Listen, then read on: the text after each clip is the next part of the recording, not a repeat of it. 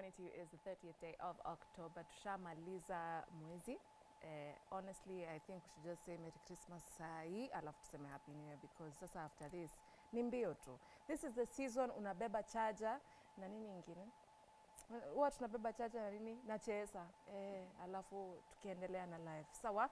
Yes, good morning. It is Y in the morning, particularly on channel Y254. My name is Valentine, or at Color Me Val.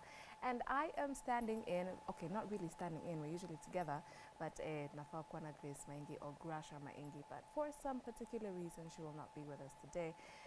Instead, the heavens have provided nuisance. I will just start. Wacha nianze heavy with makasiriko juu ashaanza kunikasirisha hata kabla tuingie set. But if you need to know how to interact with us, it's White54 on Facebook, White54 channel on X, White54 channel on Instagram, and them that's Threads. And please, someone tell Instagram to stop forcing me to join Threads.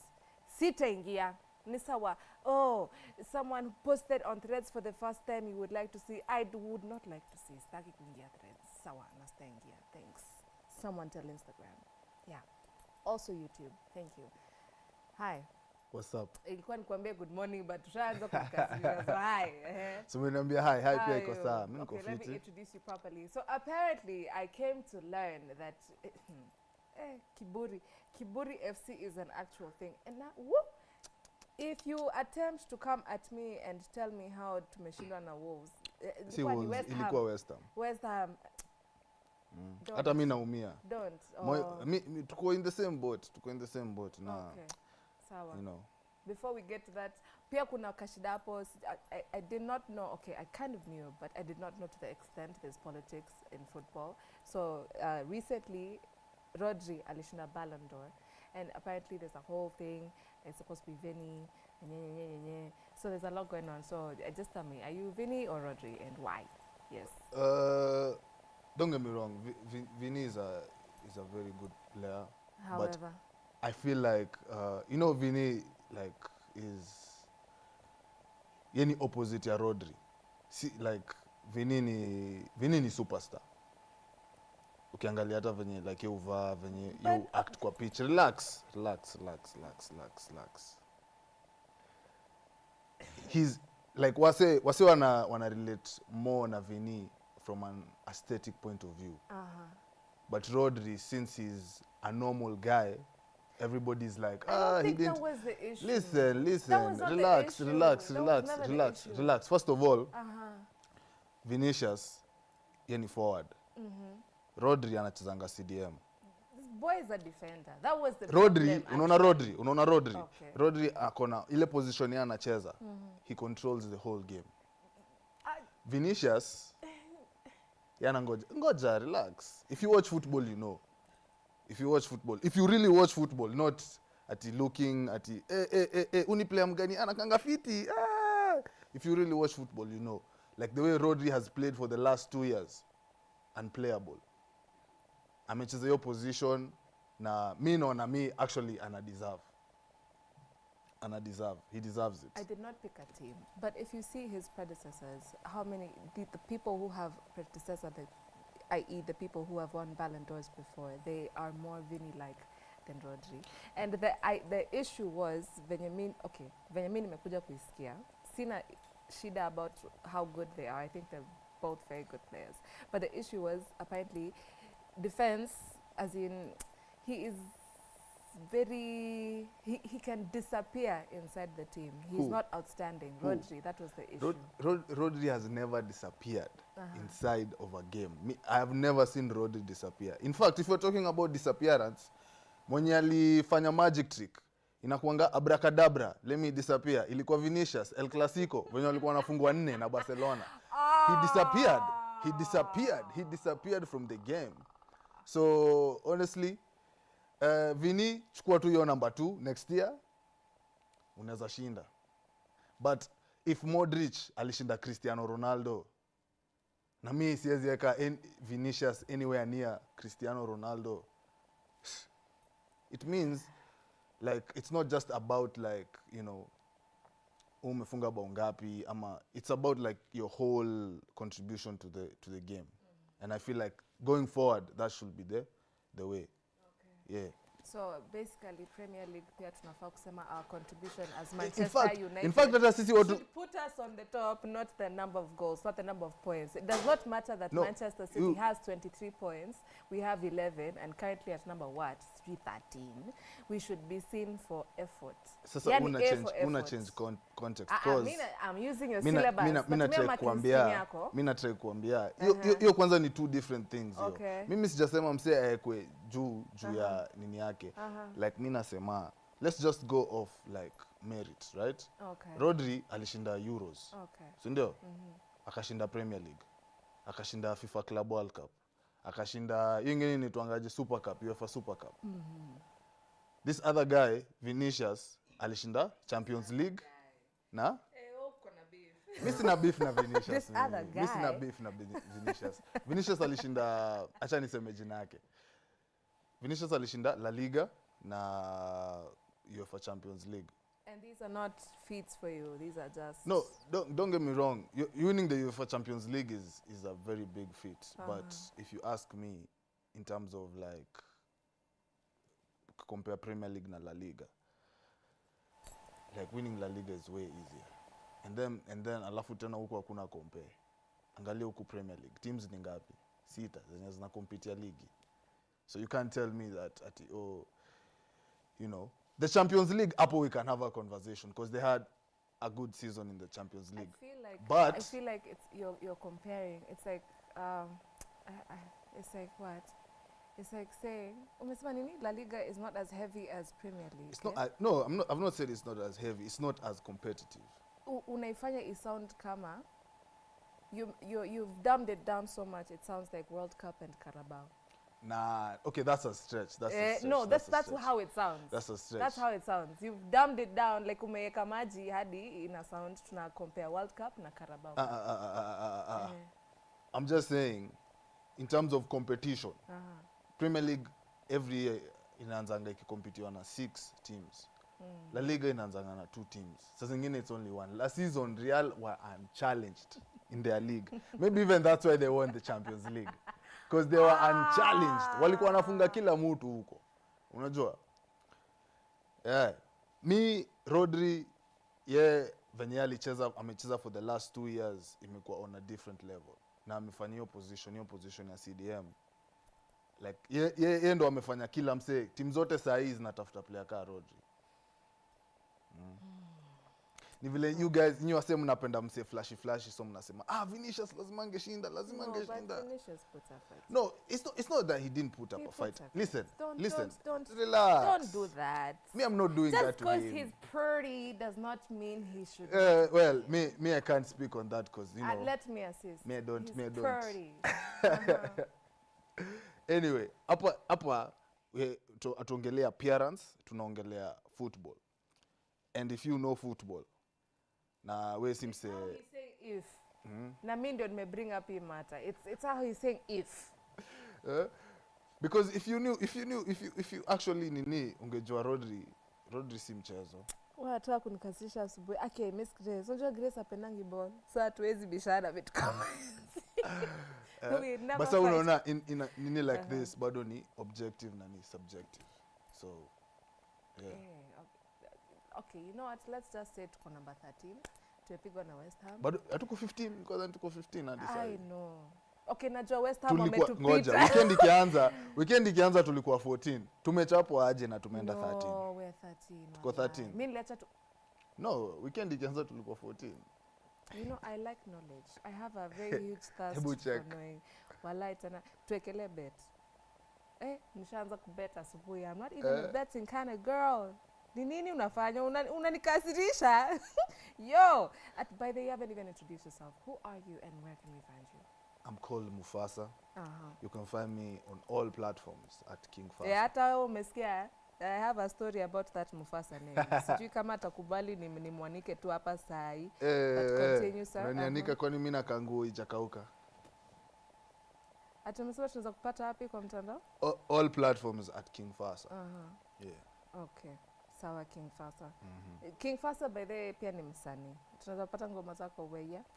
all platforms, Spotify, YouTube, Deezer, everywhere. Oh my God, we are 14 actually. 13 Yeah. though. Oh, West Ham though imetupita, but we still So have to the same maintain number of 14, points. sindio? But we still have the same number With? of points. 11. I told you, 11. No, and but then of course too, you have the 23 same now. number of points. When you lose, you're not given at 0.5. It's 0 points. Lord, there's a son of yours here who is testing me. Help me. Give me assistance. Okay. How was your weekend coming into today? Let me ask from there. Weekend yangu imekuwa fiti, imekuwa lit. Hadi na recover hadi sahi. That's all you're going to give us. I'll stop You've at there. given me I'll foolishness stop for at there. 10 I'll minutes, stop at but there. that's where you draw the line. I'm drawing the line. Okay. Yeah. All right. Weekend yako Okay, so- imekuwaje? pia yangu si haikuwa mbaya. Kwa lit. I had myself a good time. Yes. Ni kama tumepatana mahali. Look at the way he's laughing at me. Ni kama tumepatana mahali. So let's talk about Auntie Vera. Mulianza kumwongelea. Na kuna mtu alikasirika tukianza kumwongelea. But let me just, this is just a question. Sawa. So I'm seeing here on the Gossip Club of Nairobi, Vera Sidika has undergone cosmetic surgery in Manchester to achieve a more sculpted facial appearance. Like tulisema, let me help you understand first of all. When in this makeup game, there's a way, kuna light face beat, it looks natural with air quotes because bado kuna makeup, but it's kind of nude. Alafu kuna hiyo heavy, alafu kuna yenye inaku sculpt the makeup itself. Oh, you're a slab here. A concrete. It doesn't actually have to be heavy, but kuna tu venye ni sawa, inaweza kutoa poa ikuwe sijui kidogo na ni makeup tu. But now Auntie amesema yeye anataka cosmetic surgery. So what are your thoughts? And this is not about Vera, I'm just using this as a case study. But how do you feel about cosmetic surgery? BBLs that is hii side ingine ikiongezwa, things are being lifted but not the Lord. Yeah, how are you feeling about that? Watu wanainua na si wainui shukrani. Hawaoshi. Hey. Honestly, me sionangi nini. And please be frank. Yeah, me I'll be frank. Me I'll be very because frank. pia manome, the ones of I'll us be frank who have, like Sinatra. This boy can annoy me. Who have? Hey, anyway, those of us who understand what tunajua macho hayana pazia, and men, basically what they have banged into our minds that men are very visual creatures. I don't know if it's true or false, but this is what we have been told. Yeah. So usiseme ati, oh, I don't like, alafu you're the first person who almost caused accident juu Auntie amepita na cross street. So how are you feeling about cosmetic surgery of any kind? First of all, me Auntie akipita hapa mi siwezi cause accidents. We're used to these things, so some of us are aficionados. Unataka uko sure Relax, unataka kukaa na hiyo, is that the story you want to stick back? Kama utasema niligonga kitu ama niligonga mtu ama ukugongewa ama sikugongewa, na si mlango, relax. But anyway, easy cosmetic surgery, in my view, if you get like an accident and you have like a scarring on your face, okay, you can nini, you can get a cosmetic surgery, but like if hauna shida, I don't see the need, because utachange mapua yako leo, kesho uamke uone sipendi venye inakaa, uende ukufanye ikaika ya Asian, uamke kesho tena kesho kutwa you're still not like you know, comfortable with it or content with it. My point is, you can change your body like 100 times, but hata in that present moment venye unadhani nikichange mwili yangu like ndakuwa perfect, kesho utamka utafila uko perfect, na it's because perfection I exist. So you know, it's if, because most people will do cosmetic surgeries like easy ma BBLs, zinakuanga ma facelift ama manini hizo ma botox manini, because they are insecure about their appearance. But utafanyia surgery na bado utabaki kuwa insecure about your appearance. So it's really like just wewe unafanya tu hesabu ya kuminus. I think the best thing should be if you believe, because again inakuanga venye wewe una believe. Kama una believe ukai fiti, digest that, be secure about it, you'll have a way better nini than kushinda umefanya surgery, like putting like things in your body which like at 50 you'll be regretting. It's not worth it. Kama unataka kupata mwili fiti, kula fiti, enda gym, practice mindfulness, these things will come. But if you think ati you'll just go ati take a shortcut wende wekewe abs, ama wende uchange mapua, ama ubleach. Very mindful and demure right now, but basically you have a type, sindio? Me? Do you not? I mean, no, seriously, hata mimi najua niko na type. Everybody has a type. Kila mtu ako na type. Yeah. So mtu mahali ameona sa gangster, ameona Mufasa, sema mimi nataka hii. So anasema Mufasa hata niangalia kama sina hii. So conforms to your type. Uko sure uta like? Well, me kuna like I have of course there's a physical type. Hakuna sweats gani. Of course kuna like I have a physical type, but like honestly yo venye unakaa ndakuangalia hivyo, like I'll be in awe for a minute. For some minutes. But men can lie. Hakuna kitu kaa hiyo. But acha nikwambie personality yako bedhe hiyo ndo nini. Ati they like smart women. Sawa. Okay, sawa. Meanwhile wako kwa DM wanasema si unitumie nini ya view once. Si atusemange utumiwe, si utumiwa tu. We don't ask. Us we don't ask. Nika bado mnaulizanga. Mtafika mali situ. Okay. It's breakfast time. King Fasa. All right, so I want to ask you one more thing. Na ini ya Mamito shida ni Mamito is a comedian and very rarely is she serious. So sijui kama hawezi jua kako serious bana, ama ako serious.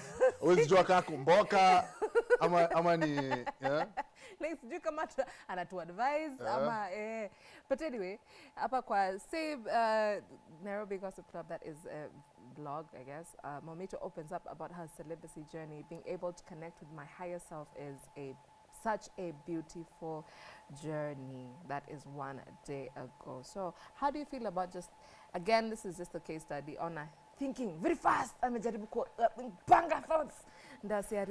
But what do you think about the whole concept of celibacy? Do you think, I understand as African men, we have gone back and forth about this. So if monogamy is a problem, because apparently men were not designed for one wife, African men, I don't know if other men are, sijawahi elewa, but polygamy, monogamy. So now if we insert celibacy, is it achievable for a man?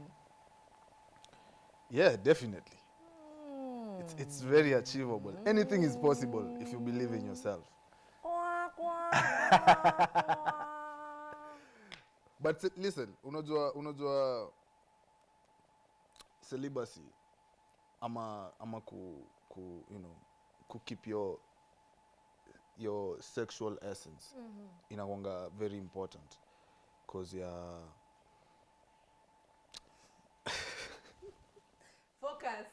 Focus. Stop listening to the audience. Focus. Because unajua like yo especially because me I'll talk for us men. That is why I've asked. For us inakuanga like more of a life force. So if you're just you're unaitoa kuna venye yani kutoa ni thoughts.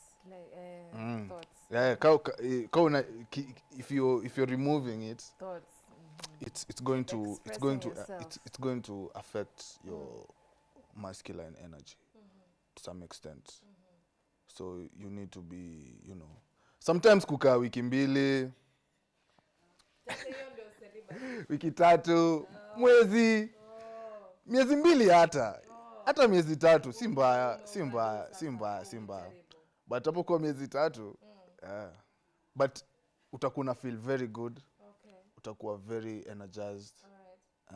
And there's a time limit for celibacy in no, that. ukitaka by the way, ni kama wale wase wa marathon. Kuna wale wase watadu 100 meters, Kuna wase watadu dash, 200 meters, kuna 100. steeple chase, kuna wakurusha. We kama unataka kuduka Kipchoge 42 kilometers, keep jogging like Kipchoge. So it just depends with you. Kawe ni Usain Bolt, fastest man in the world. we kazana na 100 meters yako, weka ni mse wa 200 meters, try hiyo. Kawe ni mse wa 400, 800. Kila mtu tuna style yake. Na juzi tu tumemaliza Olympics and we had Kenyans are quite good at earning gold medals, so that means stamina iko. Stamina. Unajua sasa si tuko na stamina. All right. Okay, sawa. We'd like to thank acha nisiingie makasiriko. So anyway, we're about to take a short break and then we come back to Fun Zone. But in case you have just joined the conversation, my name is Valentine and you are? I'm Mufasa, King Fasa on all platforms. Ni DM. Bora tu si ni DM, you know, Ufala. We can talk. Wow. We can chat. Tuneza banja. And we have been talking about everything and anything under the sun. We talked about cosmetic surgery. Would men partake in cosmetic surgery? For example, kama ungebarikiwa na tunywele za uso, ungeenda uimplantiwe. This is not actually a joke. Unakumbuka what's his name? Wayne Rooney. He had hair transplant because I don't know if it was receding or just something happening. I don't know if it was a condition, but kulikuwa, he had something done, and that is cosmetic surgery in some way. Yes, would you, or would men generally? Sorry, he's speaking on behalf of men. So kama unaona haja wa represent vizuri, please slide in and assist him. Hashtag is Why in the Morning. Me, I wouldn't. And I will never want to be a dictator. So if you're kama wanaume, if you're feeling some type of way, kama Mungu kukubariki, you know, bless yourself. Oh. Pay for that procedure. Okay. But personally, for me I wouldn't, because me I feel blessed. Yeah, very. Okay. All right. So that's another thing we've talked about today. Blessings, cosmetic surgery. We've talked about sports in all kinds and manners of nature, yes. And we haven't even talked about your music yet. I must not close this before you tell me about your music. So tell me a little bit about your music. Well, me, I do my own type of music called Swahipi. Swahipi is basically an amalgam of influences. Okay. You know, it has some Kenyan influence. It has some Afrobeats influence. It has some hip-hop influence. So we've merged all these influences to make one super genre. Okay. Yeah. Yeah. But it's not just a genre. It's more of a lifestyle. Okay. So yeah. Do you have like a team? Because like I was trying to say, but not say, or say from a distance. Sometime this weekend, I saw someone wearing Swahipi merch. So do you have a team, or is it? Yeah. I have a team. You know, unfortunately, leo hawako hapa, but they are here vicariously. We are normally, say tumeongezeka, say tuko like 15. Very soon takuwa tumeform label. Damn. So okay. Yeah. How can we get your merchandise? Ni just DM me at King Fasa na hatuwezi kosana. Ukiongea vizuri ndakupatia discount mzuri. Oh, so tunakuja na lugha? So hii ni biashara. Biashara is biashara. Is biashara na situation. So unajua tu Benjis ndo zinaongea. Ma Browns, ma Green, hizo ndo zinaongea hizo. Do you think America is ready for a female president?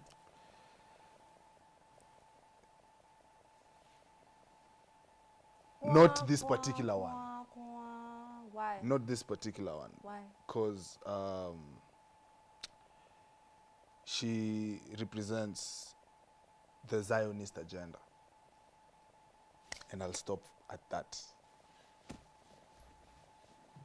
I have follow-up questions, but let me keep my peace because I can see where this is going. So you would rather they have a Trump? You know Trump, first of all. Trump is not a saint. But all of these leaders, none of them are saints. But the good thing with Trump, unajua, atakuwa anafanywa hivi in the background. Hakutakuwa, unajua Trump, so unajua uto tudoli twenye zinitwangaje puppet. Oh. Trump doesn't have a... He's the master of marionettes. Listen, relax. He's a marionette. Nah, listen, he really listen. Walai, huyo kikatiwa tu check kidogo, he thinks they're friends. Listen. Trump is a businessman. He is a marionette. Trump compared to because let's tuseme tu hivi, right? In fact, at America they're in a similar situation which we had 2 years ago. Kamala Harris is part of the former administration. Everybody was complaining about Biden. So if Kamala Harris... But everyone complains about everyone.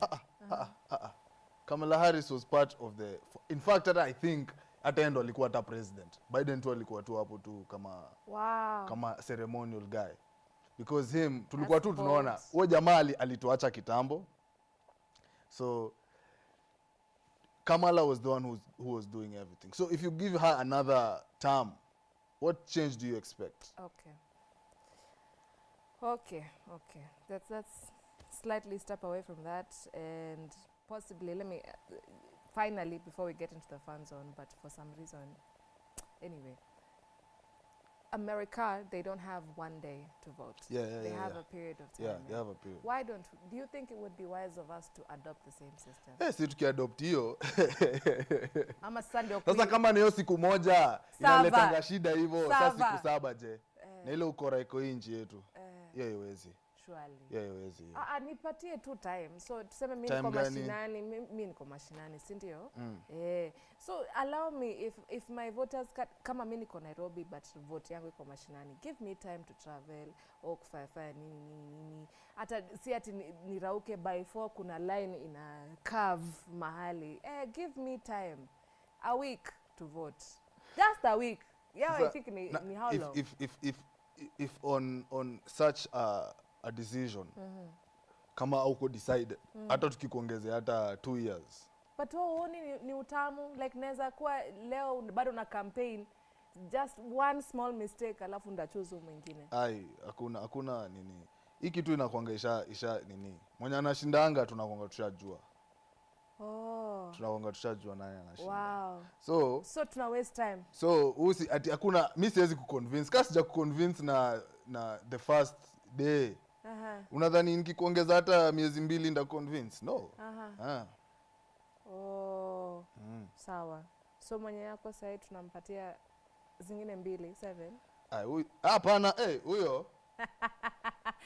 You know the vibes. It's about that time to not be so serious. You know the vibes. At White54 Facebook, White54 channel on X, White54_ on Azigo Wham. We're going to take a very short break and then come back and play a game. Please don't go away.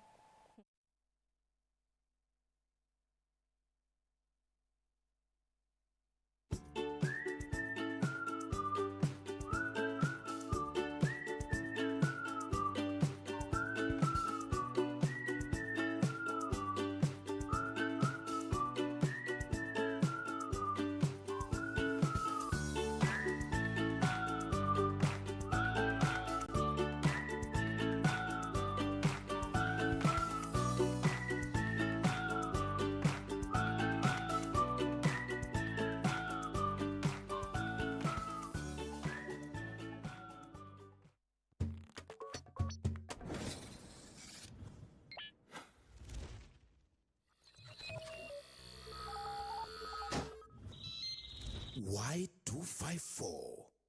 Imagine. Say bye-bye to FOMO, the fear of missing out, by downloading the KBC online app that gives you access to everything you love. Get the latest news, sports, music, entertainment news, live TV, live radio, and so much more at the palm of your hand. To get the app, simply search KBC Mobile Digital App in your Google Play or App Store and download the app. Catch what you want, anytime, anywhere. Stay connected. Stay ahead with KBC Mobile Digital App. I'm feeling vibes on vibes. This week on The Buzz, we check out on what Arya Star was up to while in Kenya.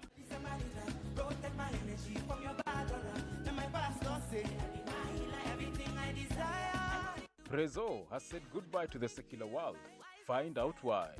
No enemies, no disaster.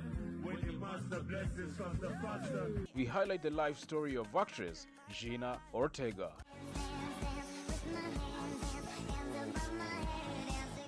Venom, The Last Dance is finally here, and we have all the highlights.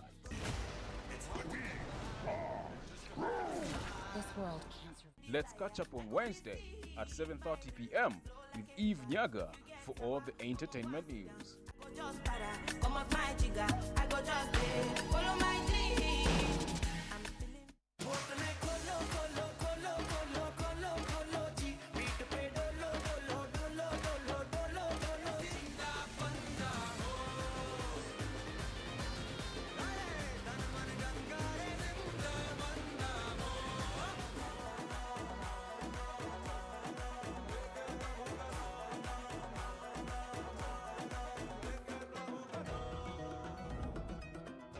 Shining in the setting sun like a pearl upon the ocean. Come and feel me, oh feel me. कुछ कुछ होता है क्या करूँ हाय पीलूं है पीने का मौसम तेरे संग इश्क तारी है. You want a bad girl who ties on a nanny, who ties on bad girl who ties on a nanny. This Sato on the East Circuits. Bad girl who ties on a nanny. You want a bad girl who ties on a nanny. Tumewaandalia sarat moja tamu. Kijana akasema sikutaka hisi, nilitaka sarat. Tutacheki nganya moja noma inaitwa Phenomenal. On Cinema of the Week, tuta highlight feature film inaitwa Klande. I mean, as usual. So I'm sure by now you already know venye utaipata. On Content Maestros, tutakuplug na some amazing podcasters. And she'll be sat here. No, Mara, you'll sit down. No. Playlist ni Kenyan all the way. Dua kusema ni ya Eve Nyaga na DJ Harry so unajua show itakuwa mbaya kuruka. Mini bad girl, keep up. So, what's up? Here on Power Talk Show, we handle conversations of current affairs that directly affect you. We do a deep dive on conversations that involve relationships, mental health, finances, and other trending issues. We also share stories of people who have faced adversaries and managed to overcome them. I'm a person who tried committing suicide 3 times. Yes, before I reached class 7. Tune in to Power Talk each and every Thursday at 7:10 p.m. and join in the conversation with me, Cheryl Blessing, using the hashtag PowerTalk.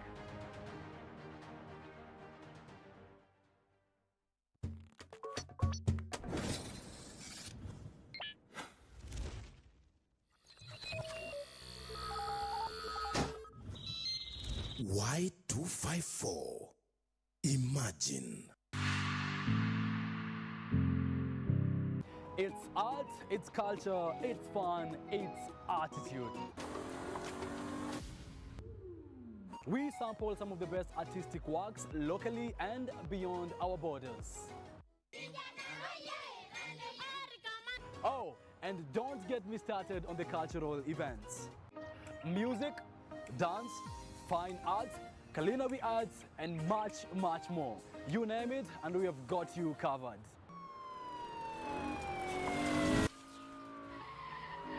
My name is Kevin Kasioki. Please join me each and every Friday at 8 p.m.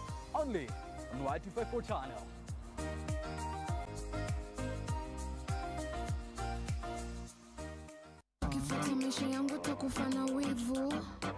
What's up, beautiful people? It's your host with the most, Muna Joy. And your DJ Faro the Finisher catches every Friday from 6 p.m. mpaka saa 2 usiku on Tano Kali Show. Right here on Kenya's #1 channel, Y254. Oh yeah, baby Jamboree. I like the way we gone, buddy. We're going to be giving you hot trending topics that are happening on social media platforms. We will also be interviewing hella talented artists on the show as well. Kama kawaida, I'll be here to give you the best mixes. Alafu sahau pia kuna top 5 hits of the week. All right, see you then. Like I never loved me in my life. So love me like you never loved me.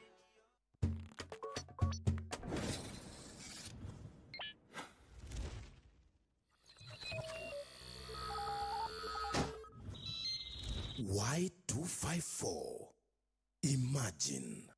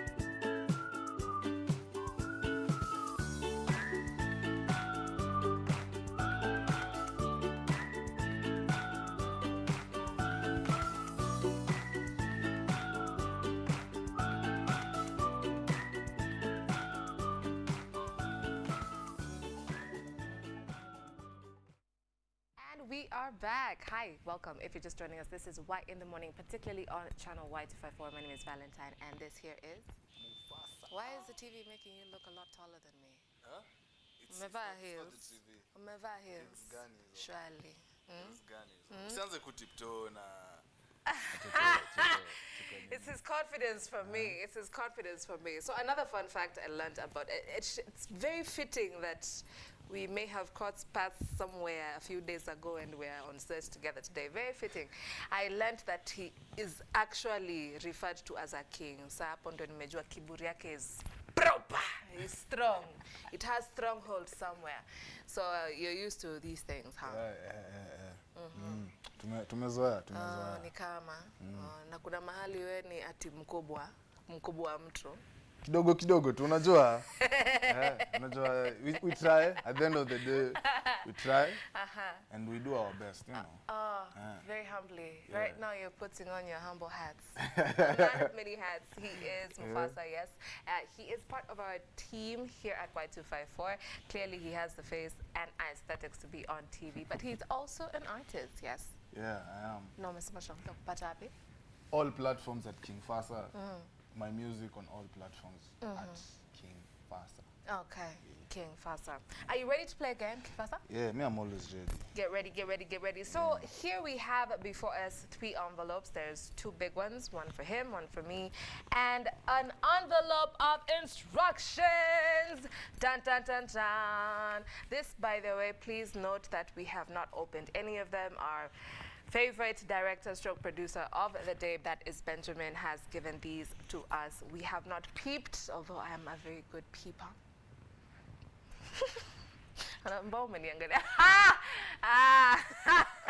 But we have played nice, we have not looked, so this is the envelope, right? Yeah, that's the envelope. Yes. We can all see the envelope. Are you making fun of me? Yeah. Let's Are continue. you making fun of me? No. Okay. I have not yet started. Oh, right. So we have something in here, and I'm going to take it out and read it. So I'm guessing these are the instructions for the game. I feel like we're in the Matrix. Fun fact, this one has red. This has black. So I kind of took the red pill without knowing, but it's fitting also. My name is Valentine, and Valentine is associated with red. This is the message, yes? All right, would you like to read? Would you like me to read it for you, or Yeah, would just you just read for us so that our viewers, can Uh-huh. enjoy your voice. Yeah. Well. In front of you are two identical envelopes containing printed letters of the alphabet and electrical tape. Okay. On the screen behind you, two sets of half-spelled words will appear, and you are to each compete on who will fill out the words the fastest and the most correct. I feel like we're both very competitive. Tutakosana. Okay, use your wit and the electrical tape provided to populate. Benjamin, populate. Populate the screen with the printed letters. The winner will get a special reward at the end. Bonne chance. Okay. One more time. In front of you are two identical envelopes containing printed letters of the alphabet and electrical tape. On the screen behind you, two sets of half-spelled words, okay? Okay, two sets of half-spelled words will appear, and you are to each compete on who will fill out the words the fastest and the most correct. Use your wit and the electrical tape provided to populate the screen with the printed letters. The winner will get a special reward at the end. Bonne chance. All right, so this is our first set of words. Okay, I have put the notes. Even though watu wanasikianga kwa nini, zinaitwaje hizi vitu? These series that are supposed to be, what are they called? Like Love Island, what are they called? Oh, these are reality shows. Yes, it feels like one of those. Okay, so we open at the same time. Open, he's opened his. Okay, so I got tape, and then here we have, oh, this is about to be fun. Okay, Hey. Sawa. But now, I don't know if we're supposed to cut these in half, or I'm not quite sure what's going to happen here, but let's just do our best. So here we have letters, and this is the tape. You have letters, you have tape. He has tape. Then we have two sets of words that have spaces that we should populate Any with. close test. Bana! Your words. Yeah, okay. So should we approach, sir? Yeah, let's approach. Hey, so I'm not supposed to be looking at yours, I'm supposed to be looking at mine. So this is supposed to be a whole words on the screen, and I'm supposed to fill it. Yo, na vile nilikuwa nimedharau akiniambia okay. Hata mimi. It might be getting hotter. But unlike certain individuals, we have composure. Compose yourself. What is this? Hey, Benjamin, you should have just given us like a trizex, my guy. You're just throwing us into the deep end right here. So,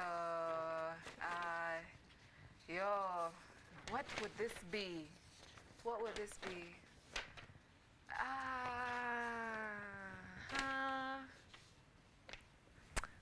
Yours looks easier.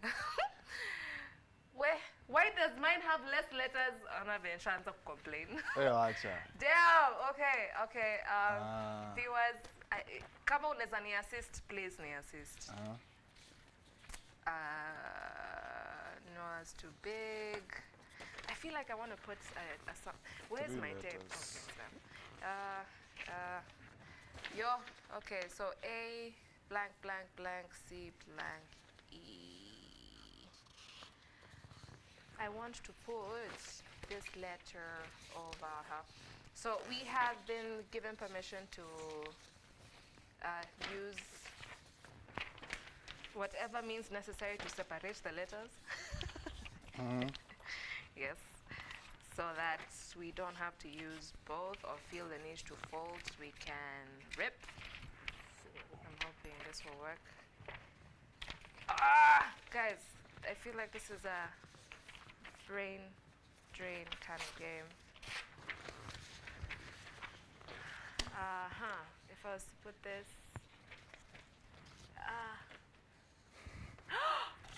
I think I have it. Ha ha ha! Wait. Oh, I'm gonna feel so good if I win. I'm gonna feel so good. Wilson, are you okay?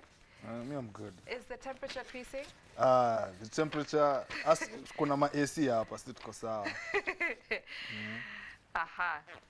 So usually when we play competitive games like this, but Benjamin, why do you want me to use my teeth to cut this tape? You're making me look ratchet. Why are you So usually when we play competitive games like this, we tell each other stories. So tell me a story. Sir. I hear you did something really special over the weekend. So what did you do? Yeah. It was, I had like a celebration for What did you celebrate? my second graduation. No way! Yeah, Second! Yeah. Okay, so, Yeah, tell me more. And it was also my birthday on the same day. Happy birthday! Yeah. Okay. Yeah. Should I ask how old, or men also don't like such questions? No, me I don't. I turned 25. Okay. Okay, so how are you feeling about turning 25? I'm feeling 25, you know. You're feeling it? Yeah. Okay. So I have a question to the director. What happens if there is a double letter and I only have one? I feel like I have a double letter here. I really feel like, man. Okay, so my director is telling me, through means necessary, that each letter only appears once, so there's no double. So if we think there's a double, like I just thought, it's not the word. Okay, so you were telling me about your graduation. So 2 graduations down. So the first one was for? It was for communication. Okay. Yeah. Second one, sound engineering. Oh, says with humility. Yeah. No, listen. Yeah, we are humble. Oh, you're a humble we man. are humble. You're a humble man. We are humble. All right, okay. So how was it? Where did you celebrate? How did you celebrate? How did it feel celebrating the second graduation on the same day as your birthday? It felt great. You know. All eyes on you. Yeah.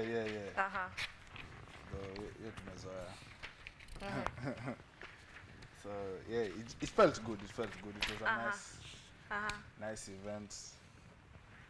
We enjoyed. Oh, uli enjoy? Uli nice? Okay. Are we just doing one word? Me this word.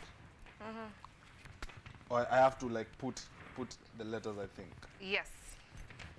And apparently yours is Animepewa Mwa Kenya, and I'm being really, let the record reflect that I'm being really nice about his. Mr. Pewa Mwa Kenya bado, but he said something that you write. I don't know what that means, but yes, that is the clue you have. I am Something still that I write. trying to wing it over here. I am really just guessing here, but I'm feeling hopeful about this. Yes, so the process of celebration, you were telling me. Yeah. We celebrated formally and informally. So which one do you want to tell us about? The formal one or informal one? We can do a shallow dive. Okay. Into both. Okay. So how was the formal one? Formal one was nice. It was a very good event. And it's still not the word I want.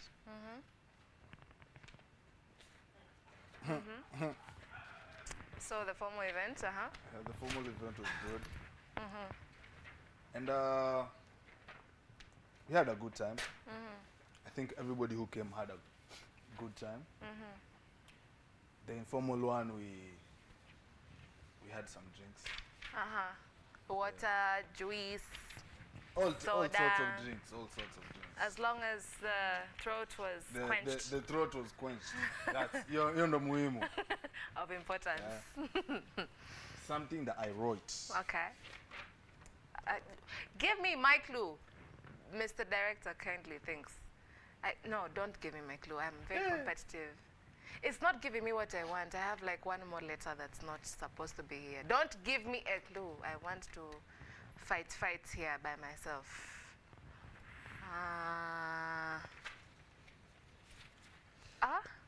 Mi bado sijamez. Okay, so apparently mine is something that I write. Yours is something that's in your head. I want his word. I know what his word is. We switch? No switch. Let's switch. I know your word. That's not fair. You That's not fair. Mulikuwa mmeniambia, you know, something that I write. Now it's something that is in my head. I really want to switch. Come on, we switch. No, I we're not know what switching. your word is. You tell me I just put the letters. That's not fair. Okay, for the purpose of it being trisex, because I already know what his words is, as soon as Benjamin told me, he won't help me. But I know he will not assist. Let me give him his, and then you give us a new set of words. Yes, please, Mr. Director. So this is. Let me help you. I'll give you my letters. Okay.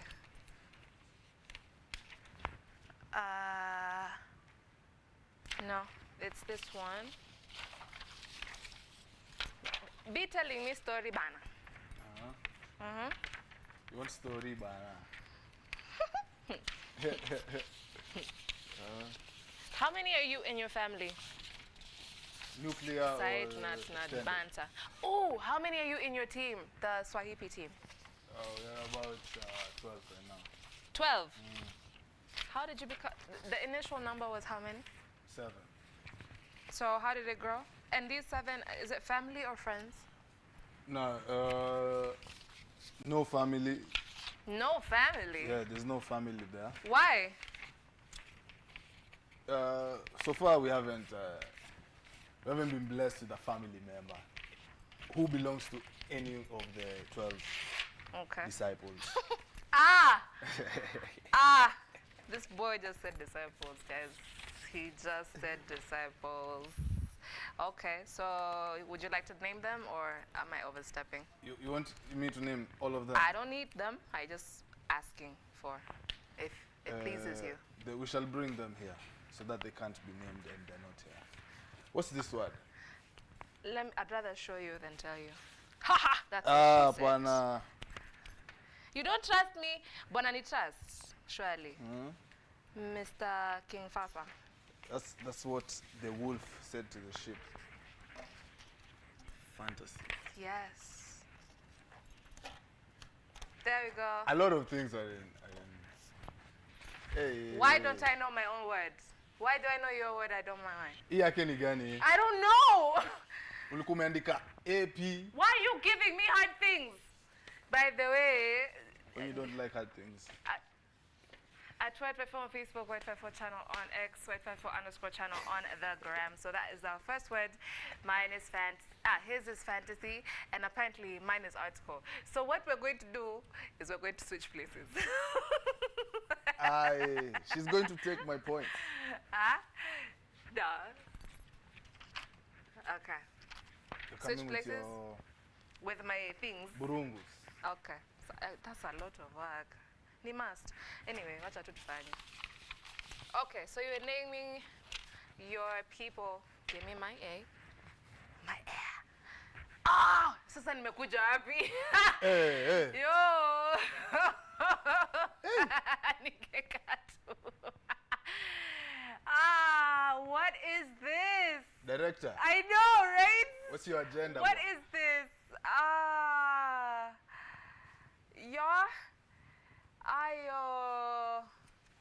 I think we should start making a collaborative effort. Oh, okay. I'm down with that. So should we start with yours or mine? Which one looks harder? Mine. Yeah, Cindy. I should have Center. just stayed where I was. No, that's not center. Although. It can't be center. No, it has too many E's. He said one letter. Yeah. Okay. If it was yours, it would start with a vowel, right? So, A-M-A. E I. Imagine. Imagine. This is IMAGINE. Imagine. Imagine. Let's see. Hizi ni vitu gani sasa? Mbona nimekuja kwa moto na ningekaa tu bali nilikuwa. Kierere will be the end of me, guys. What is this? Wait, no, he said it can't be. Yeah, kwezi kwa na nini? I thought that was thinking culture, but the art is too over there. So if it was going to be a vowel also, so C-O, C-A, C-E, C-I, or C now can be accompanied with H, so maybe C-H. Ah, yo, we fixed yours. Help me fix mine. Why are you like this? Help me fix mine. The next one has to be a U.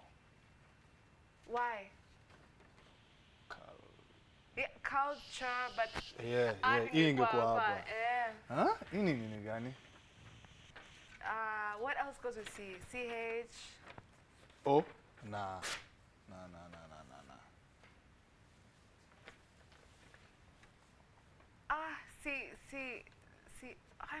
C has so many consonant, vowel, CL. But what? Excuse me, Mr. Director, I fixed his. I would like assistance. What is this? If you're just Let us adjust fly. We are on Fun Zone and we are trying to fix something over Mafans, mko wapi ba? Bana, help! Help! Where are the fans? The director is refusing to assist me. Why? We have made efforts. We have done this. It feels like what's this? Ilikuwa nini hii ya Japan, hii series yenye ukimiss unakufa, wanakushoot. Squid Game. Yes. Karibu niseme Squid Game.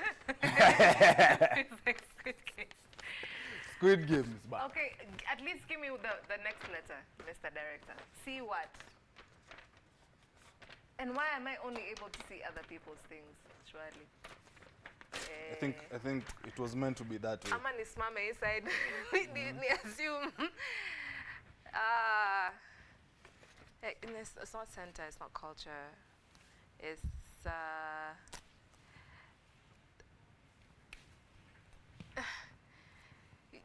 see, now he's telling me he's reduced it, but he hasn't said anything. Ni kama anasema akiwa on mute na nadhani mimi nitasikia. Anasema culture? I don't know. Hezi kuwa culture. Yeah, it's too many. And plus he said no one letter can be repeated. Na culture iko na yumbili. No. Then he lied. If it's culture, he lied. Ulituchocha. Hey, you are a liar! But director, you said every letter only appears once. This is what you said to me. So this director is setting C-U-L-T-U-R-E. is setting us up. So I have not been reduced for a letter. Mzito na nidanganya. Meanwhile, he's taking his sweet time fixing what we already solved.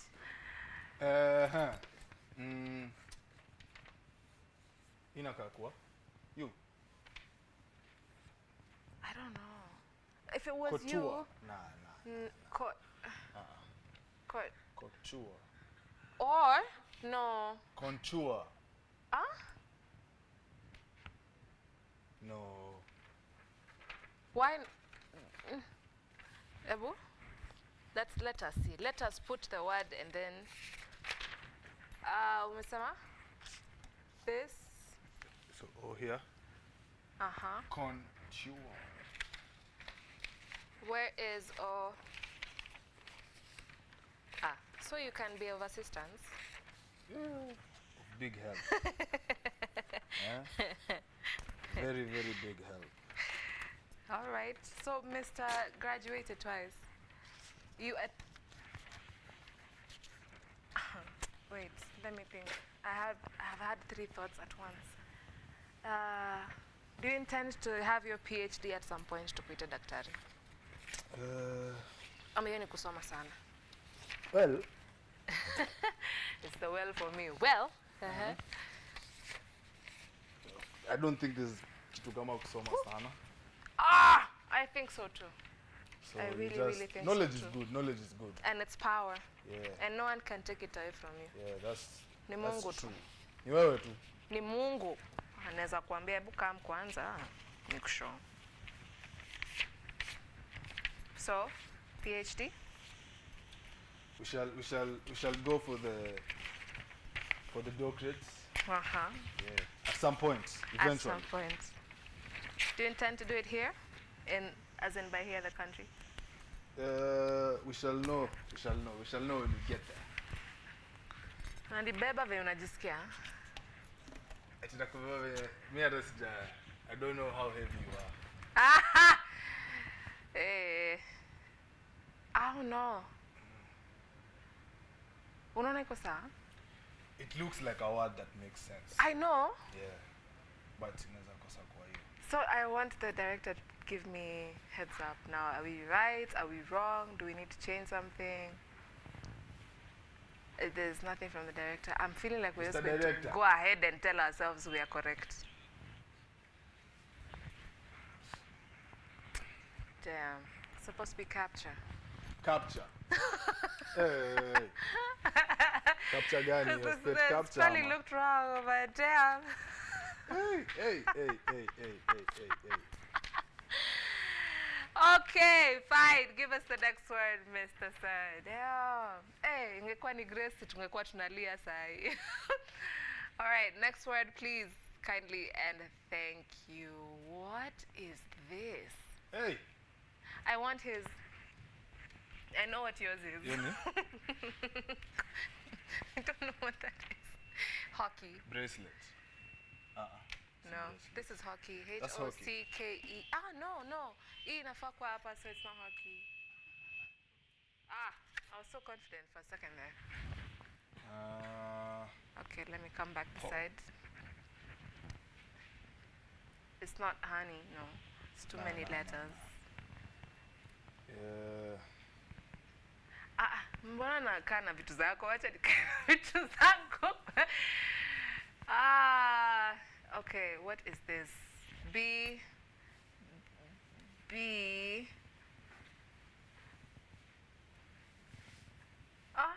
What is this? I think I've known mine. What's yours? Lonely. But he said no 2 letters. Yeah, Has yeah, E. Hakuna space hapo. Yeah, it can't be that.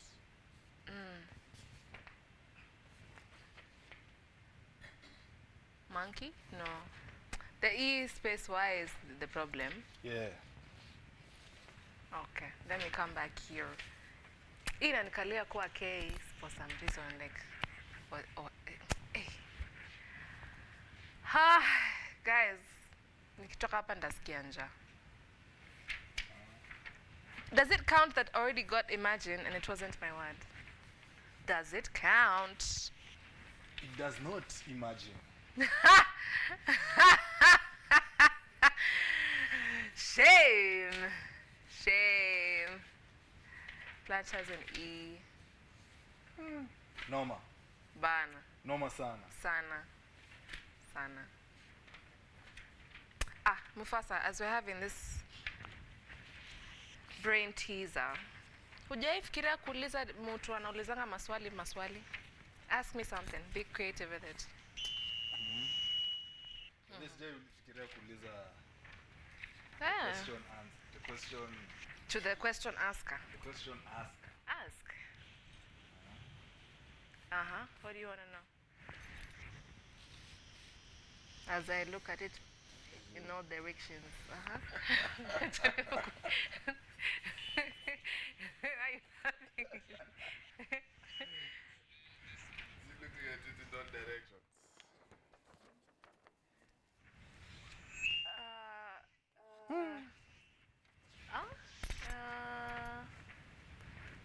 Okay. So I've been given a hint. Hata sisi tupatiwe hii. Yes. Ooh.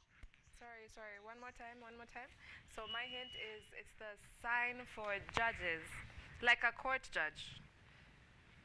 And yours is people. People. People. Sign for judges. Sign for judges. Sign for judges.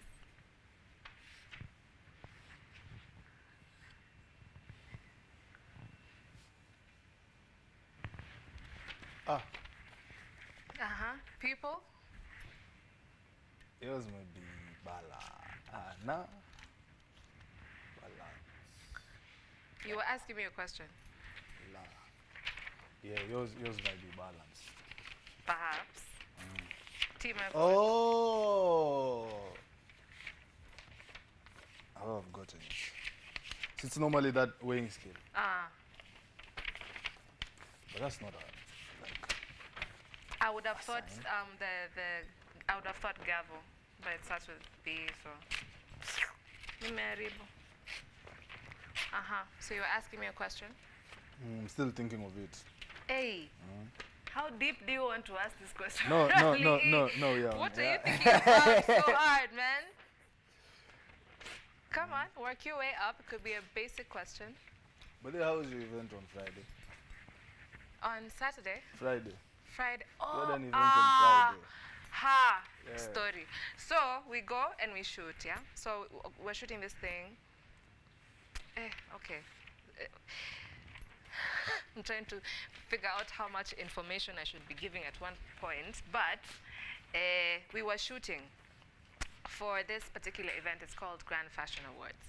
So Grand Fashion Awards is an award for awards or an award gala for basically fashion. So you have the best makeup artist, most fashionable MC, most fashionable male and female DJ, most fashionable kuna content TikToker and like everything under the sun. And it's the first of its kind, so it's pretty special. So anyway, tuna shoot something fulani. So ilikuwa nafaa kuwa live, but for some reason it was not.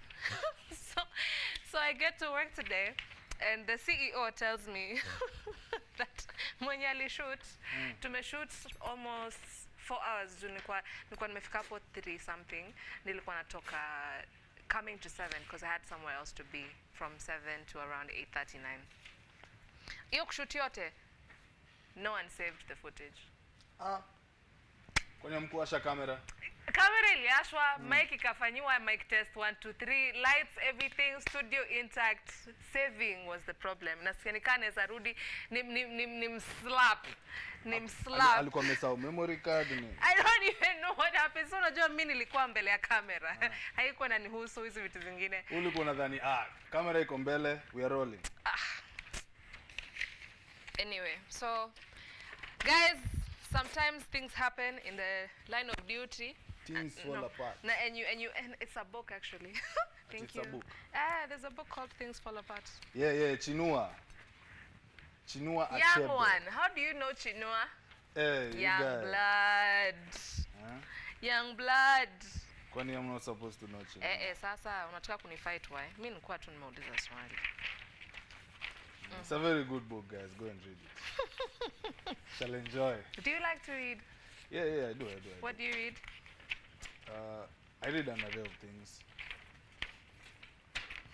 Not just storybooks. You know, people only read storybooks. So what do you read? I can read. Let me give you guys an example. There we go. Balance. Okay, let's get to it. Savara kwapi?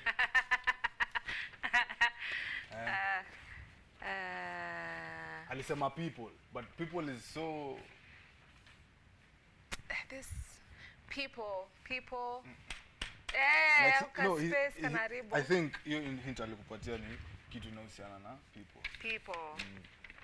Because that day alikuwa anasema a group of people. Ameniambia a group of people. Group of people. What's a group of people? A group of people. Doing what? Okay, a group of people, a group of people, a group of people, a group of people. Wow. Okay, he fixed it. Apparently it's society.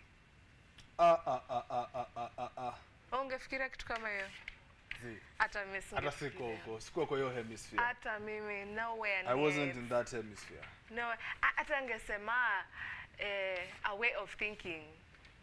Society natufunzanga sijui tufikirie sijui aje. But hapo angetumiss. Okay, kwa people ametry. Amejaribu. Yeah. Sisi ndo hatutumii.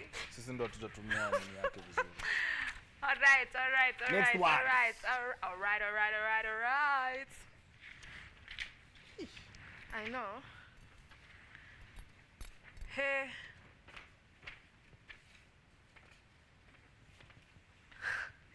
For some reason, Justin Bieber ameingia kwa kichwa yangu. Is it too late now to say sorry? I don't know.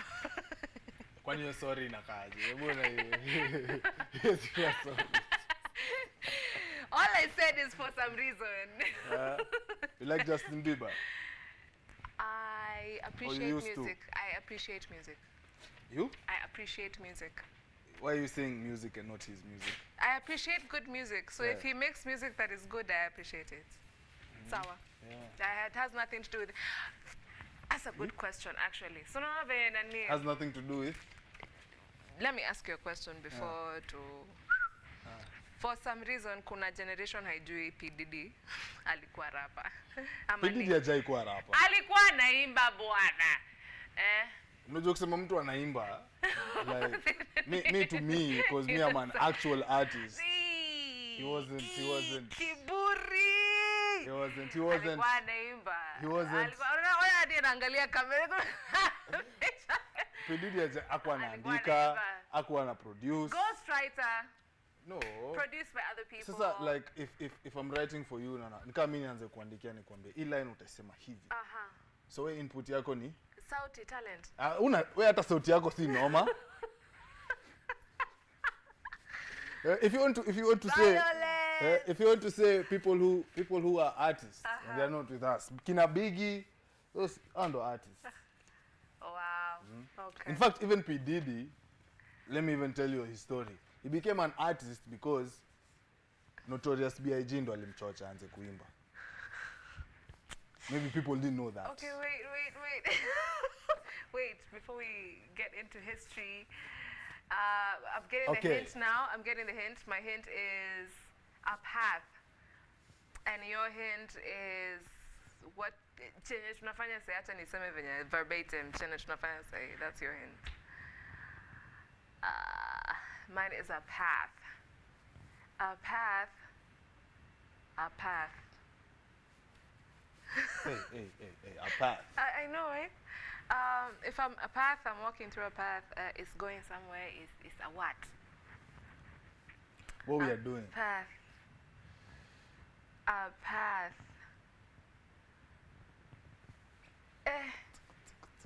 A path. A path. Jamani, okay. What is synonym for a way? What? No, it can't be that. Mbona unasonga huko ni kama uko na jibu already? Mimi. No. Hey, okay, more hint, more sir, hints. please. Yes, please, one more hint for the both of us. We appeal and tunakusihi. Bana, assist.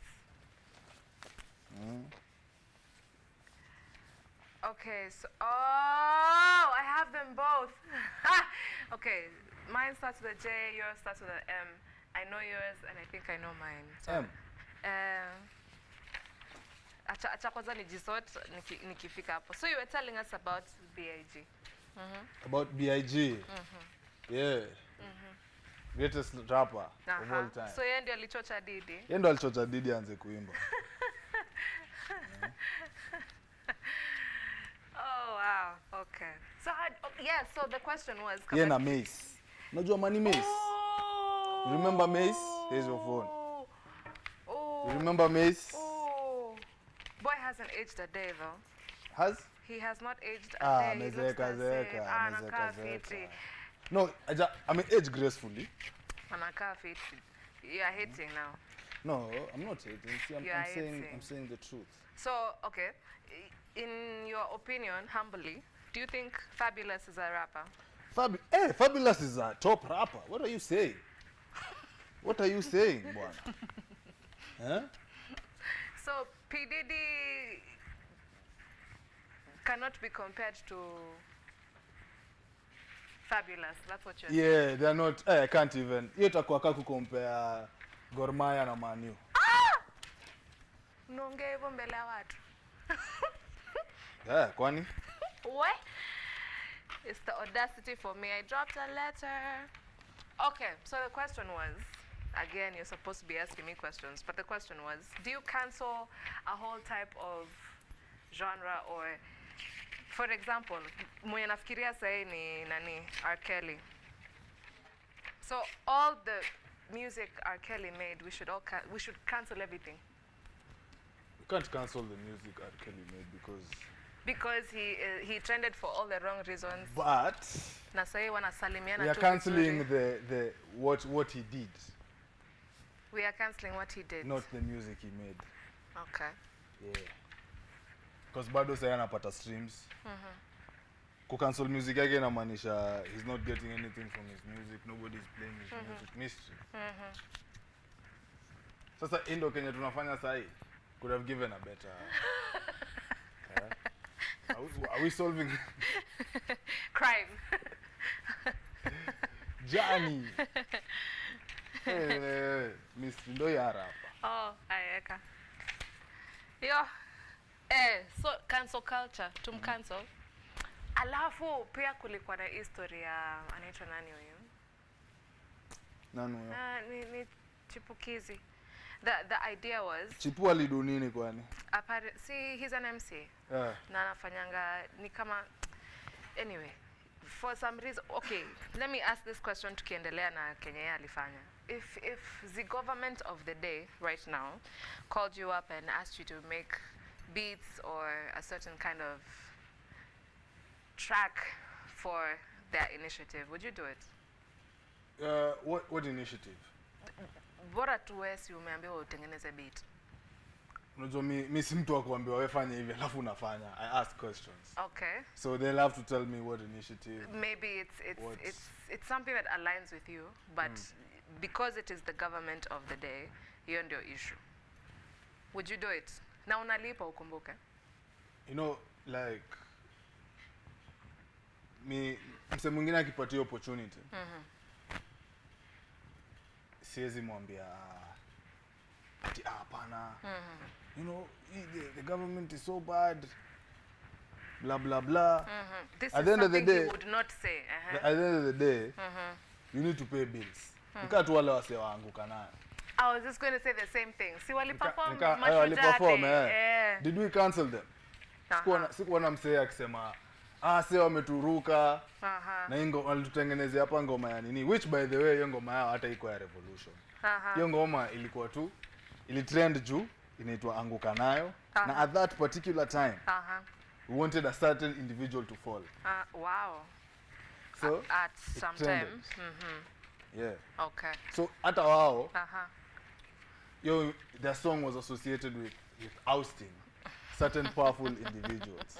But when they were called to perform in front of those same individuals, they went. So you need to pay your bills. Usidanganywe na mtu huku nje. Juu bado tu ni hao tu watakuja aseme mnatoa ngoma na bado hamna do. Hamna do. Yeah. Mavixen wako wameparara kawa finish. And we call this the end of Fun Zone. So I have been with one King Fasa or Mufasa, and we can find you where on social media? All platforms at King Fasa. And by all he means Spotify and them also. Hizo zote tu, hizo zote. Unajua mimi nikisema all platforms ni Facebook, Instagram. Na understand. Wewe si msanii. Not yet. Unajua all dreams are valid. All dreams are valid. Na me I'm not a dream killer. You're a chaser of dreams? Yeah, Or a nurturer of dreams? I'm a dream pursuer because I feel like when you're chasing something, it's elusive. I summer 2 years or no? Jamani. No, see, I've told you. Okay. I've clarified. I've clarified it. Yeah. All right.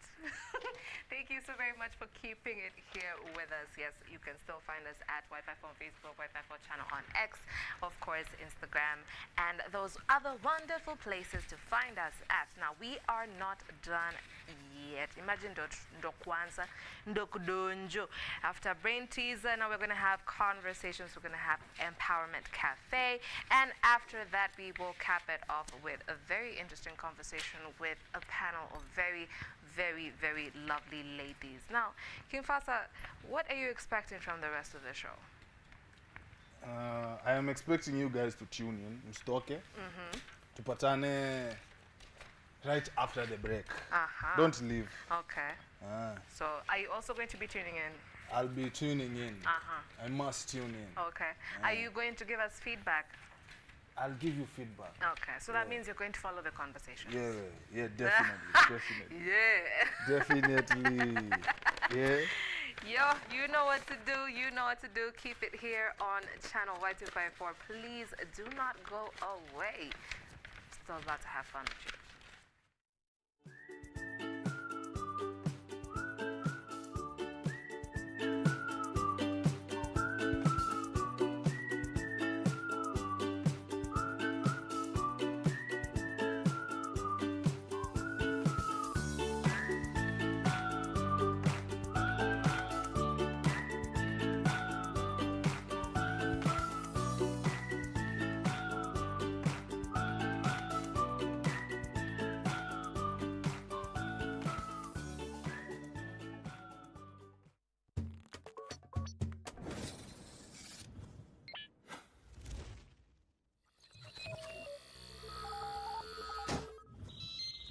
Y254.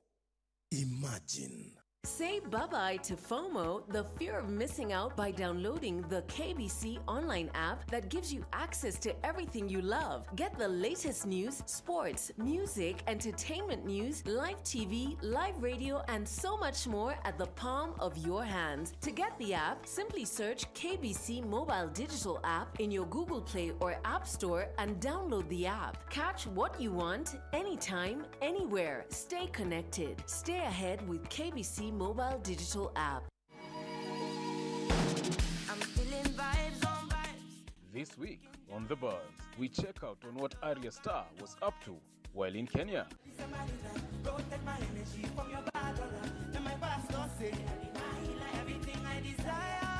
Prezzo has said goodbye to the secular world. Find out why. Prosper, no enemies, no disaster. When you master blessings comes the faster. We highlight the life story of actress Gina Ortega.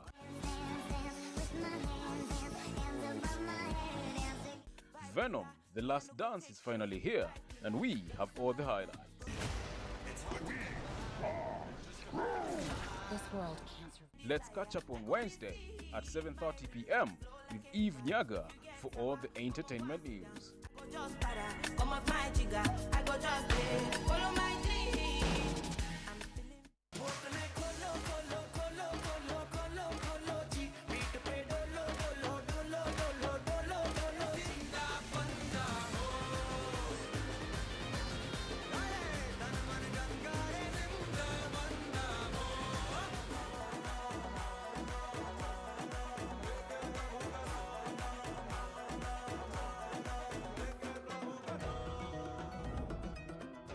Shining in the setting sun like a pearl upon the ocean. Come and feel me, oh feel me.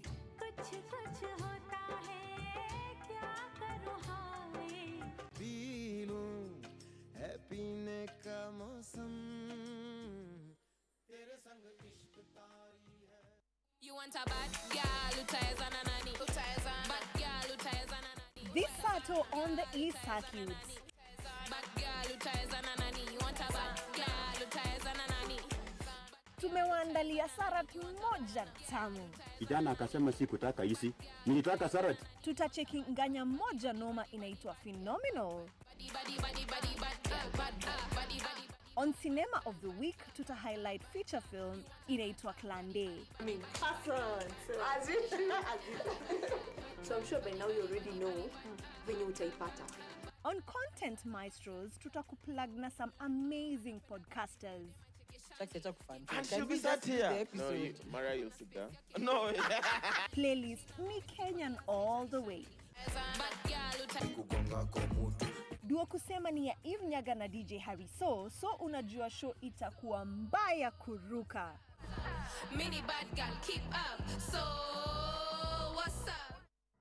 Here on Power Talk Show, we handle conversations of current affairs that directly affect you. We do a deep dive on conversations that involve relationships, mental health, finances, and other trending issues. We also share stories of people who have faced adversaries and managed to overcome them. I'm a person who tried committing suicide 3 times. Yes, before I reached class 7. Tune in to Power Talk each and every Thursday at 7:10 p.m. and join in the conversation with me, Cheryl Blessing, using the hashtag PowerTalk.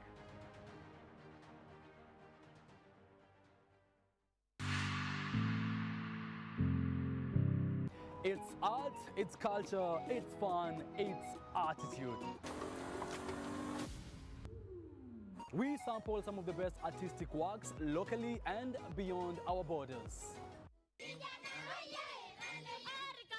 Oh, and don't get me started on the cultural events.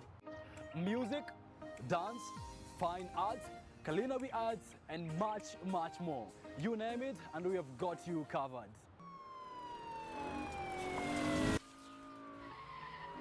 My name is Kevin Kasioki. Please join me each and every Friday at 8 p.m. only on Y254 channel.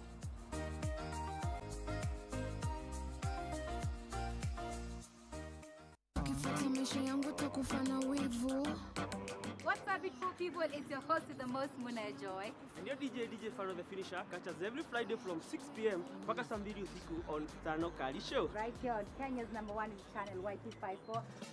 Oh yeah, baby Jamboree. I like the way we gone, buddy.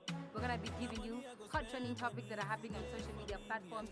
We will also be interviewing hella talented artists on the show as well. Kama kawaida, I'll be here to give you the best mixes.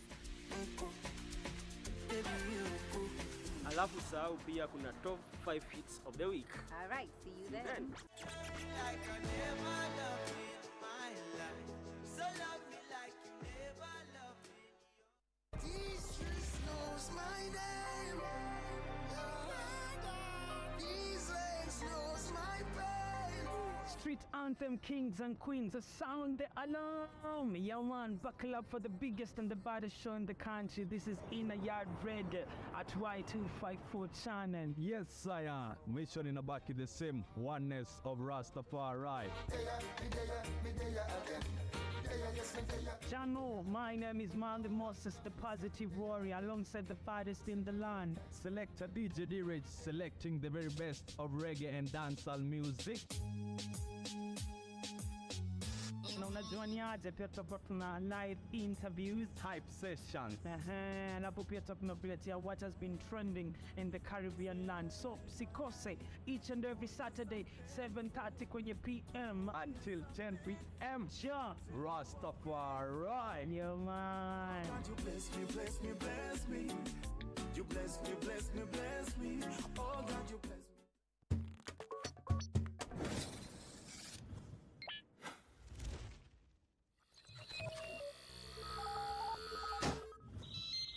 Y254. Imagine. Ever wanted your voice to be heard, your opinion to matter? Where else if not here on Unfinished, where we focus on matters related to business, politics, entertainment, name it all. Join us every Saturday at 7 p.m. on Y254 Unfinished, because this is the only place where we get to finish matters.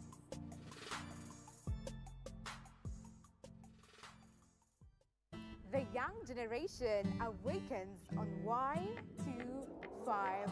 254, the leading youth TV station in Kenya. We treat you to current affairs, entrepreneurship, health, and human interest conversations.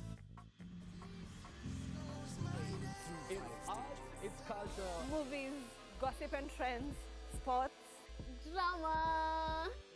We bring you a vibe like no other, straight to your living room. to keep you informed, inspired, entertained, and most of all, refreshed. We are such a vibe. Y254. Imagine.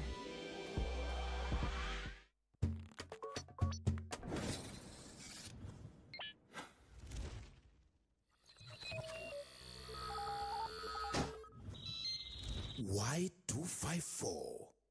Imagine.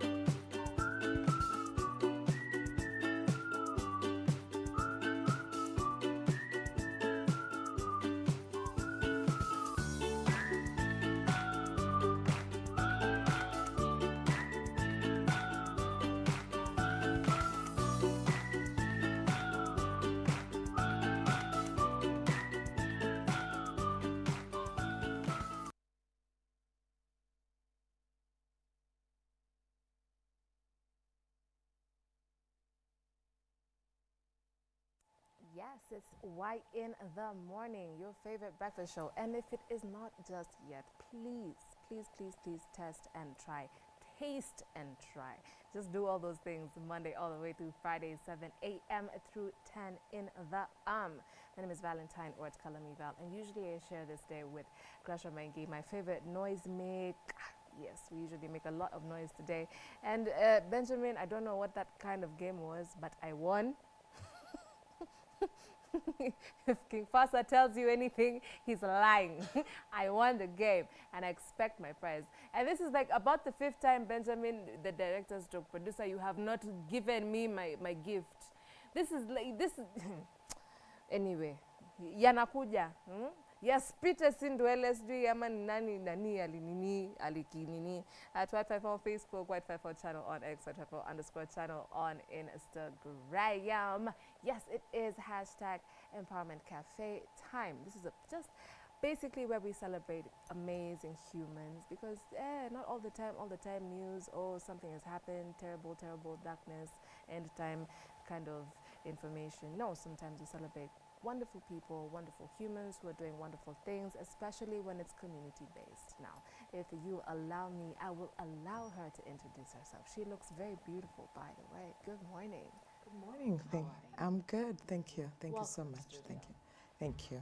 I don't know. You have CEO, but with a touch of bad girl, like a bad girl Millie. So it's giving. It's the jacket that's giving. Oh, it's the jacket that's giving. Oh, courtesy. My husband does this. Good job. So it's giving. And I know he's watching. It's giving. What's your good name? My name is Beatrice Muthoni Gold, but I like being called Betty Gold. Okay. So that's the name I use. Okay. Your middle name is my mom's. Oh, so is it? Technically my mom. But many people in the current community we are living in don't know my middle name. Oh. Because I use Betty Gold for most of the time. Okay. Yeah.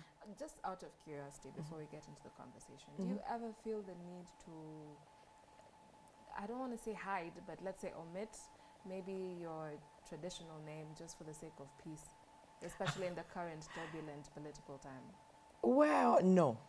I'm very confident with the name that I was given. I mean, from my culture, and I'm proud to have been born from that tribe. Very proud indeed. And not because I'm a tribal person, but because I believe God doesn't make mistakes. Everyone is born where they are born for a purpose, and there are no mistakes. Why I am who I am.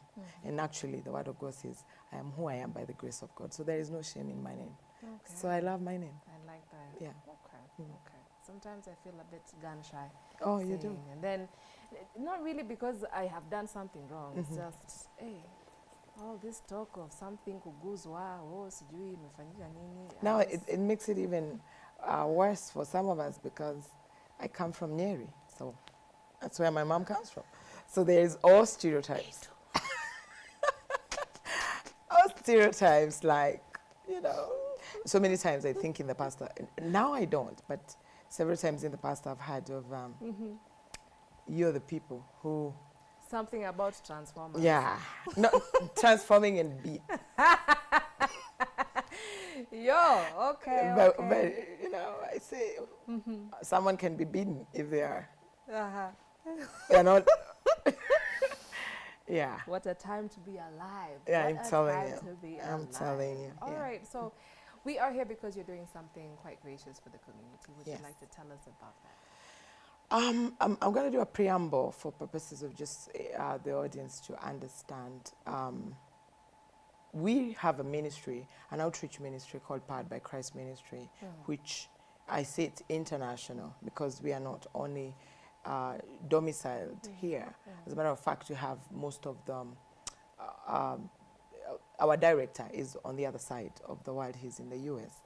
So we are here with a purpose to spread the good news and to birth hope where there is no hope. So Powered by Christ Ministry is purely an outreach and mission-oriented ministry where I am the deputy director. Now, in one of the ways in which we reach the community is through mentorship. And to be able to mentor, there is need for us to separate groups and to have a niche for every group. Okay. So I lead a ministry called Hope and Beyond for Women, which purely targets girls to women, I mean all ages. And our interest is to bring out the purpose of a woman. In a community where we know there are so many things that goes on. I mean, a woman is suffers many things. She's weak in many ways, but she's coming out very strong nowadays, you know. See how you're hosting this show, very nice. Thank you. So she needs to be nurtured. And sometimes when she suffers pain, she can easily fall. And being a nurturer, if she's not taken care of, she's going to bring out a broken child. So we have a very keen eye on a woman, and particularly any type of a woman who has suffered brokenness, pain, rejection, you know, all types of beating during their upbringing, whether it's at a later age, later part of their life, early part of their life, or middle part of their life. It doesn't matter. So that's what we do. And I think I would say it's been quite a blessing. We normally say we are the safe haven. We want to be the safe nest where she can come and just be. And in the long run, she will come back. We'll nurture her to come back to be the woman that she was ordained to be. Because every one of us was born with a purpose. But unfortunately, hopelessness can make you lose the meaning of life. Yeah, so that's what we do. Okay. Yeah. Now, small soft trigger. So first, my immediate question would be society, which is one of the words we had to push together for some reason. Yeah. We did not get it. But society has taught us, or has been feeding into our spirits, that women are not for women. We do not like each other. We're forever competing. Our worst enemy is our own selves, etc., etc. How does that fit in? Is that something you talk about? Is it even true? Is it just a narrative to keep us apart? Because the greatest thing is people who have united, you know. I mean, not get into that particular narrative, but unity does a really, really good thing. That's right. Then second, I read something about vulnerability. Vulnerability is actually, it's not weakness. It's where I am in life right now. For me, it's a superpower. If I can be vulnerable, with other people, that does not make me weak. But does that mean I must be vulnerable to all people? Should I choose my audience, let me put it like that, with caution? I'm really trying to find my words here so I That's don't all right. stumble. Yes. That's all Should I right. take it as a pinch of salt? Like, how am I supposed to navigate this world and this life in terms of vulnerability and avoid, okay, but you can't really avoid being hurt. It's a part of life, but unnecessarily. Yeah. We start with the first one. Are we for women? Are we not? Quite an interesting question, but I'm going to be as objective as I can. First of all, to say that one of the slogans that we use is a queen for a queen. Oh. A woman for a woman.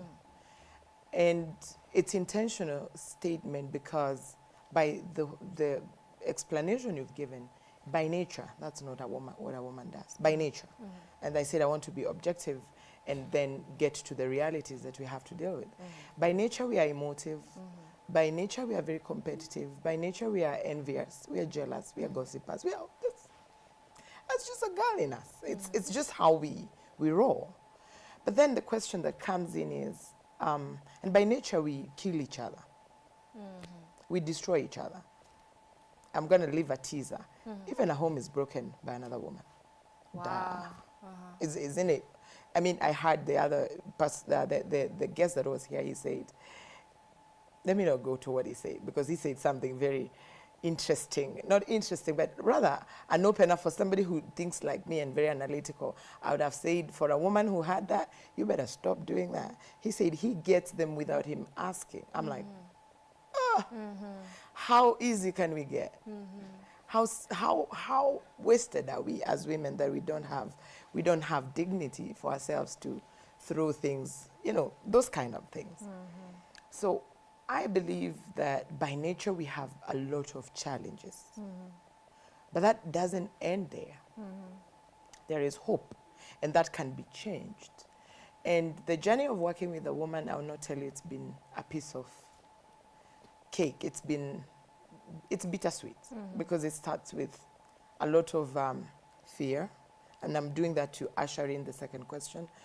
A lot of fear, there is no vulnerability, there is that barrier. We have set a lot of boundaries. We look at each other in the eye of, she looks better than me, she talks better than me, she has a better car than me, she has better nails than, that's how we look at each other. But the question I've always asked myself, is it true? Or our diversity should be what? It should be our weapon, not our distraction, our mass, what do you call it? The mass of what? Destruction or something. That is a word I'm looking for, where you're destroying each other with our diversity. Instead, your beauty should complement me. I should write around, you're a beautiful girl, you're so beautiful.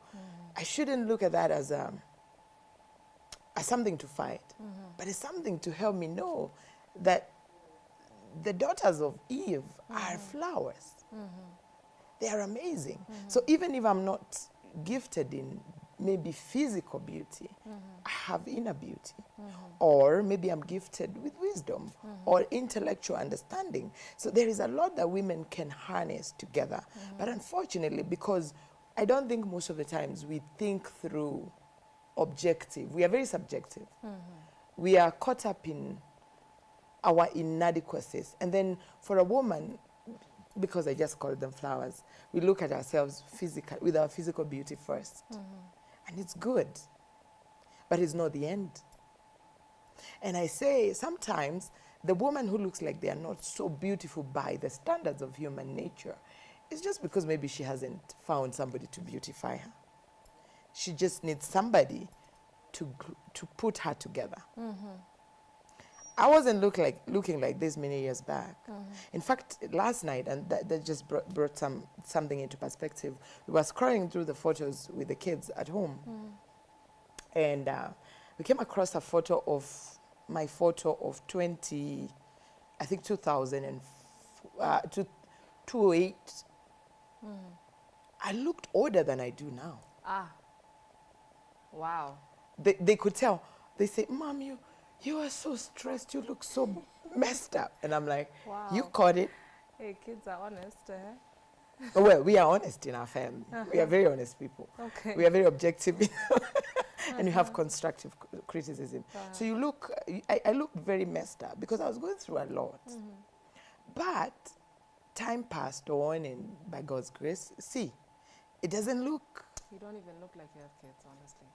oh, you should know the firstborn, how old she is. How? She's 23. Yes. That is a voter. Of course. Ah. Yes.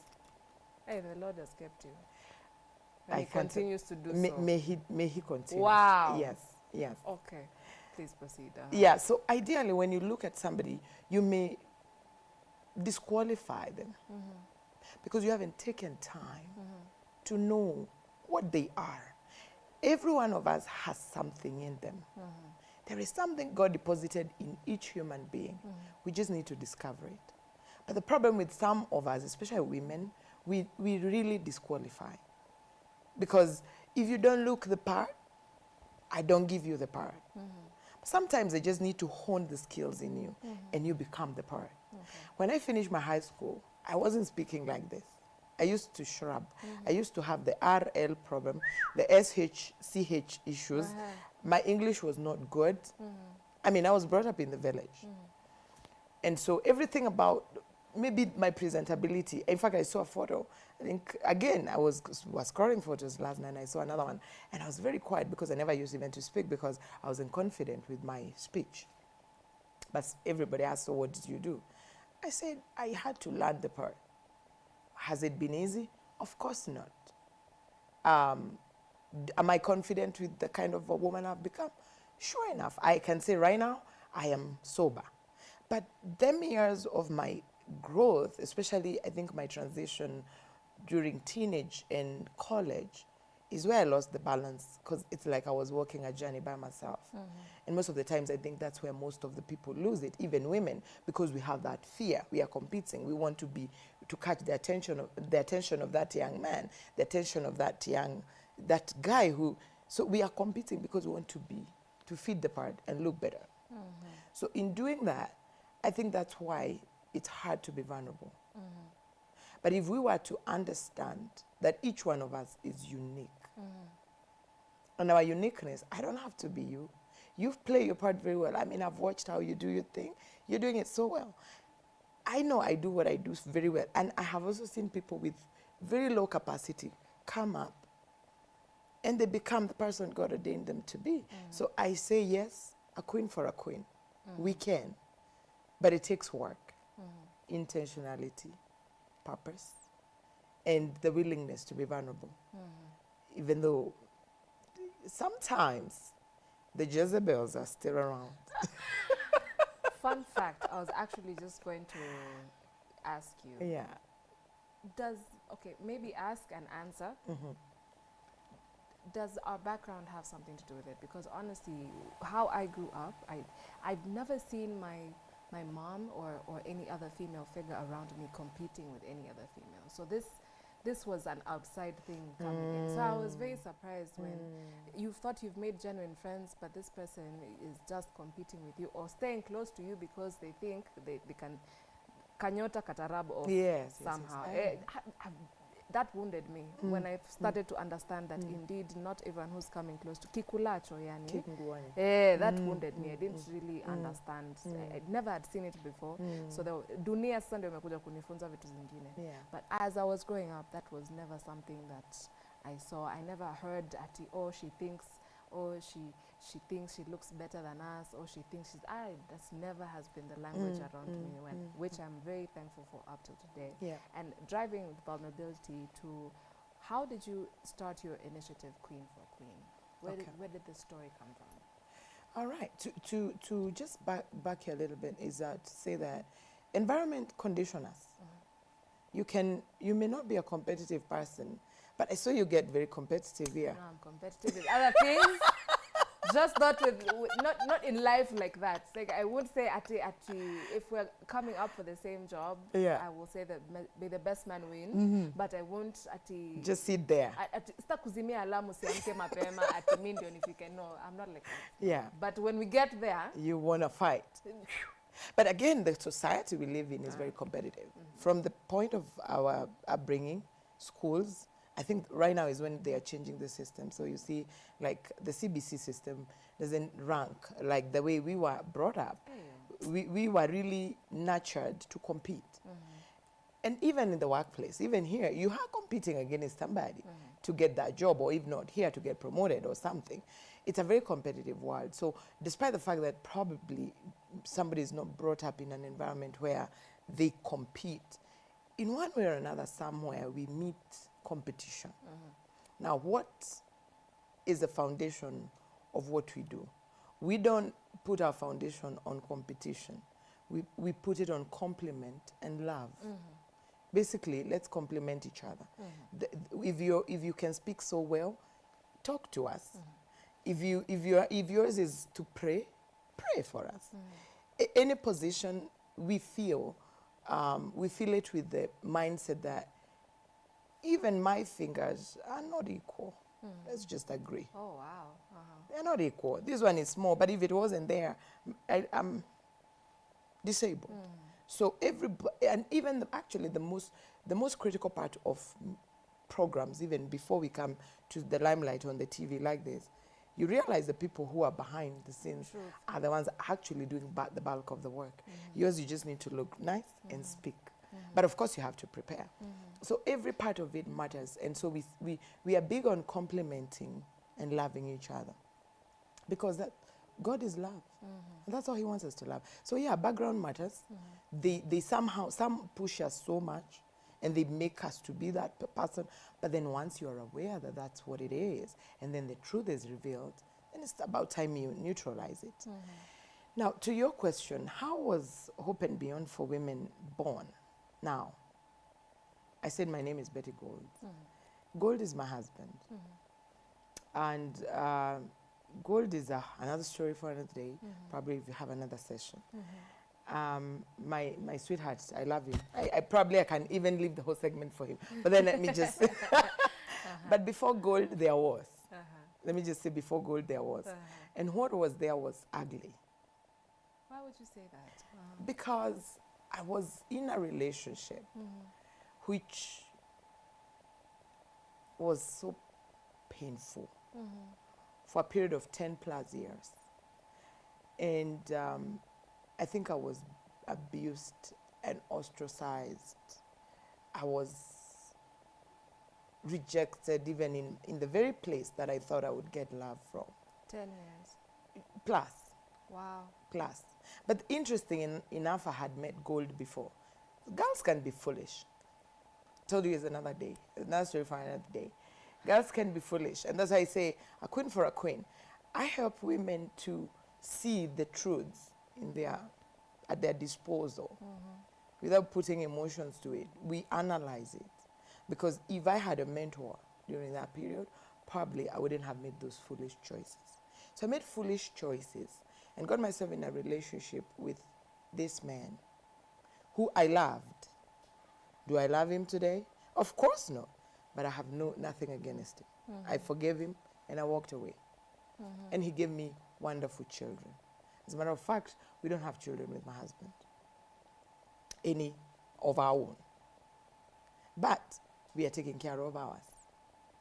So we are in a blended family. But before him, there was. And so he married me with 3 kids. This prior relationship, were you married? I would say, yeah, whatever that was. It's whatever it works. It was working. Where is this going? Let us just go. We just go. I was married, he wasn't. Oh. Do you know you can be married and somebody's not married? You can be in a relationship but be single. Yes, because I was, but he wasn't. He wasn't. I feel like we are shouting at someone today, but these things need to be said. Yes. I was in that relationship and we went through cycles and cycles. I was beaten, I was maligned. I was, like I said, abused in very many ways. And I also had my part of abuse. Let's not forget that it takes two to tango. That's a very big thing to say. I'm confident saying it because I have evaluated my part. Okay. My part was I allowed him to do that. He did to me. I had power to move out and to forget and to just cut ties, like I did eventually. But I stayed there hopeful that things would work. He will change. And he will change for me. Oh, he loves me. Oh, gosh. And he said all the right words, by the way. They usually And he did all, in public domain, you would never have thought there was anything wrong going. My man, my man. My man, my man. But he used to assign me time according to his prioritization with who were there before me. You know, let's laugh about it. Hey. You're triggering me for absolutely no reason. Hey. Wow. One time he called me a secretary. He met another lady on the streets of Nairobi. So we were just walking. And then I stood there and he said, oh, this is my secretary. And funny enough, do you know what he said to cover that up? What? He said, this is a business. I had to introduce the professional outlook about me. And just for me to later learn, this was his girlfriend. What? The wife is being introduced as a secretary to the girlfriend. Oh, yeah.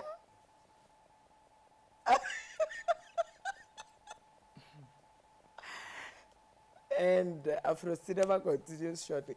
It was so messed up. I mean, let me just say, it was so messed up. I went through years and years of abuse. I allowed it. I became very toxic. I zoned out from, my family tried. And I always say whenever I'm having an interview, because I do interviews, I say thank you to my family. My mother, for a fact, was there. She kept saying, I can't tell you to move out. I don't break relationships, but I pray use your head. But a woman in love, it's very hard to tell you something. I wanted to prove that I can get married because I didn't think. Okay. I grew up knowing that to be married is an achievement. Kuvumi, hey, a rite of passage. Hey. Yeah, and I can say it boldly on national TV because I know what I knew. And I say it because I know there are so many people in the same space who think it has to be like that. And it has to be done like that. It doesn't have to be.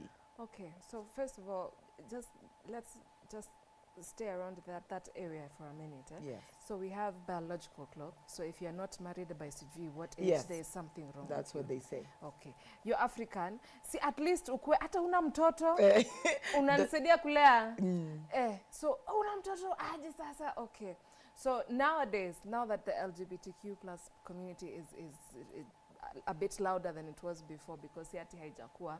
So if you're not married at this age or you do not have a boyfriend, then you must be on the other side.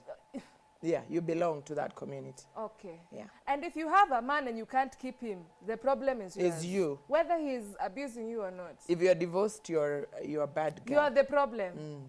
If you're if you have a child outside wedlock, you're loose. You're a single man. So napenda tutabia mbaya. You're loose. But there's nowhere they say a man is loose. A man conquers like that. I asked someone last week, and it happened to be a gospel artist. Why are there so many? Okay, he was talking about ministry and, reaching out and saving souls. I asked him, does gender play a part in this? Because why are there so many single mothers? Are we not speaking to the boy child? Because single mother either amefiwa, ama there's someone somewhere who's not taking responsibility. Yes, just hey, she's hit the nail on the head. I was beating the corner. It's a deadbeat. The person is just beaten and dead and all that. So when you're saving souls, who are you focusing on? And why? Like, no, when you're a single mother, that means you're not being, you're not using, your medulla. I've not asked you about theirs. You're the man. Please, I'm asking you as a man. So we had a back and forth. It did not end well, but first of all, just to give you a rejoinder, it takes two to tango. A child is not born without a man and a woman. Yes, because I can't sit and think pregnant thoughts. Both of them, yeah. And there is no child like Jesus Christ who was born out of the Holy Spirit. So every human being who is walking under this covering was born out of a man and a woman. It takes two to take care of a child. So when one fails and victimizes another, it's, to me, it's hypocrisy. Just being hypocrites. Somebody wants to enjoy the goodies, but doesn't want to buy them. You want to go, pick them on the shelf, eat from there, and return an empty shelf. And then you blame her. Secondly, there is also another challenge where I would say women, because of this very continued lifestyle, they have also allowed themselves to become that. To say, I don't want him, but I want a child. And all this is because we forgot who we are. It's an identity crisis. Wow. I say it's an identity crisis. If you know who you are, you won't fall for a man to come play with you. I don't believe in relationships that are just, I don't believe in, what do you call them? This kind of relationships that are not casual. I don't believe in casual relationships. Sneaky links. Yes, nowadays. where you want a child and no, those, can you allow me to just say what they are? That's living in outside the will of God. That's not the purpose of God for human. God has a purpose. And then I also don't believe in polygamy. And I know I touched a button. I don't believe in it because you can't love two without hating the other. Oh, wow. You will have divided attention. One home will receive favor. It's difficult. Though people do it, and they say, as long as I take care of her, it's all right. I can afford. You can't. 3 women for 1 man at the same time. A man is either, there is something he's lying to us about. He's not being honest. So knowing that, I say, a woman needs to know what God wants with her. She's such a wonderful creation in the eyes of God. Her purpose is so big. But then she gets contained in the fears and the societal decrees. So because of that, for me, I felt contained. I can't break it. They say a foolish woman breaks her house with her own hands. And a wise woman has to take care of her home and blah, blah, blah, blah. That's what the word of God says. And it's true. I can refute because I'm a minister of the word of God. But I would say, the first question is it your home first of all, you chose it yourself? Because there is God's choice and your choice. And your choice, you'll keep it and it will be hard. But God's choice, he'll keep it for you. So many women are in their own choices of homes.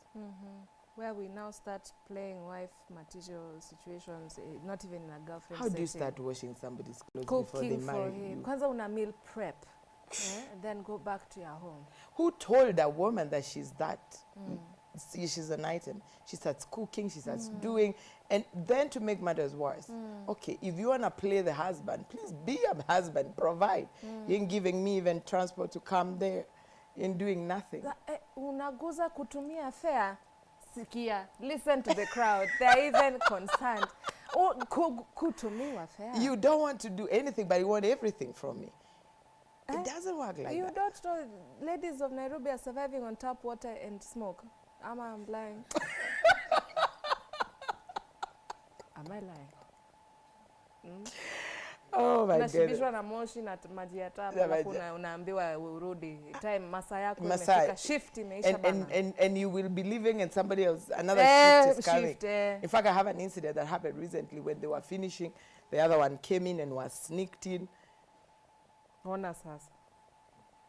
And some of them are the gospel ministers.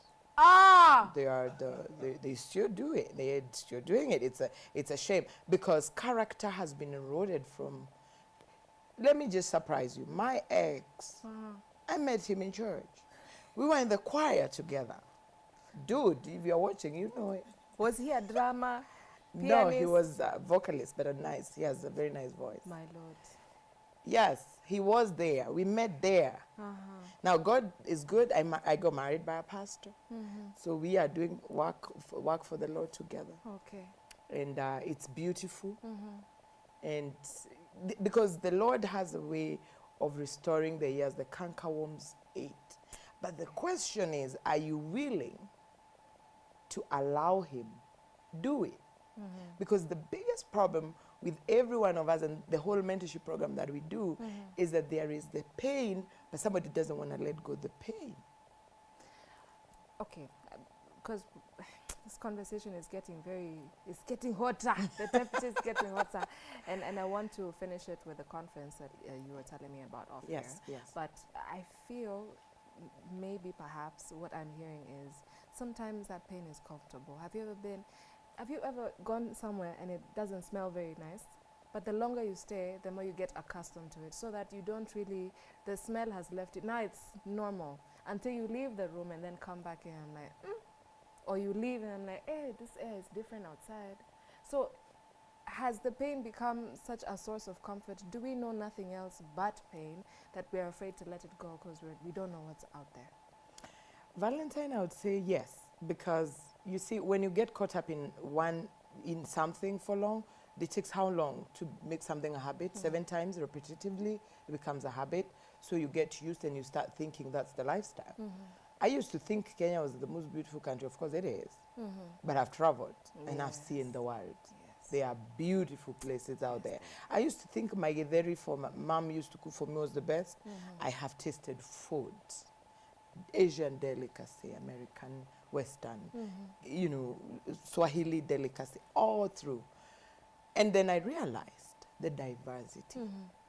What makes somebody get comfortable with pain is because, first of all, when they have not surrendered to their maker. I still say, when you have not allowed God to be the one who sets the foundation for you, he'll be able to pull out the things that are wrong in your life, and you will know them, by the way.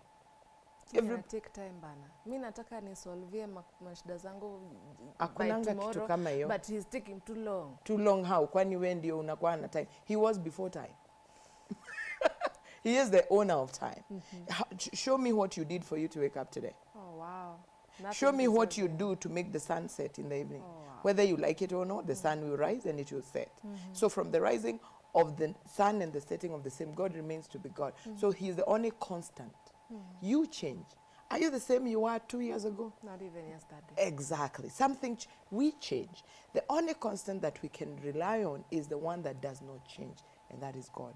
So if you say you have a time, the maternal clock is ticking, who told you your clock? Were you with him when he created you? Your clock is his. Sarah got a child at 99. Wow. Rebecca got a child after her sister had gotten 7 of them. Hannah had to wait. So if it's maternal for child, then we have examples we can look up to. Betty, finally, this woman you see here, got married with 3 kids. 3. My firstborn is 23, the other one is 16, the other one is 15. So I got married with them. Because when God's equation comes into, when God brings the answer to that equation, doesn't matter. The problem with us is we want to give the wrong answer, like we were answering the fanzo. Putting the wrong, you are trying to add, no, I want this to be PP. No, it's not. IQ is impressive. You want to fix it. Stop. You have no ability to fix. You are so helpless. God does not help those who help themselves. Absolutely not. Say that one more time. God is the helper of the helpless. And humans are helpless by nature. They rely on him for wisdom. They rely on him for air. You ever seen somebody breathing oxygen that is supplied daily? They buy it, and how much it costs? Then you realize how sovereign our God is. The problem with us is we try so much to figure it out. Can I tell you something? I stopped. I am educated. I have traveled. I've interacted with high and mighty in many forums. I have done great things in this world. I say world because it's not only in Kenya. It's It's international. But there is one thing I've realized. It does not matter whatsoever. What matters is the foundation you set with God. Because he's the one who builds the blocks for you. And I'm going to finish before I say about the conference.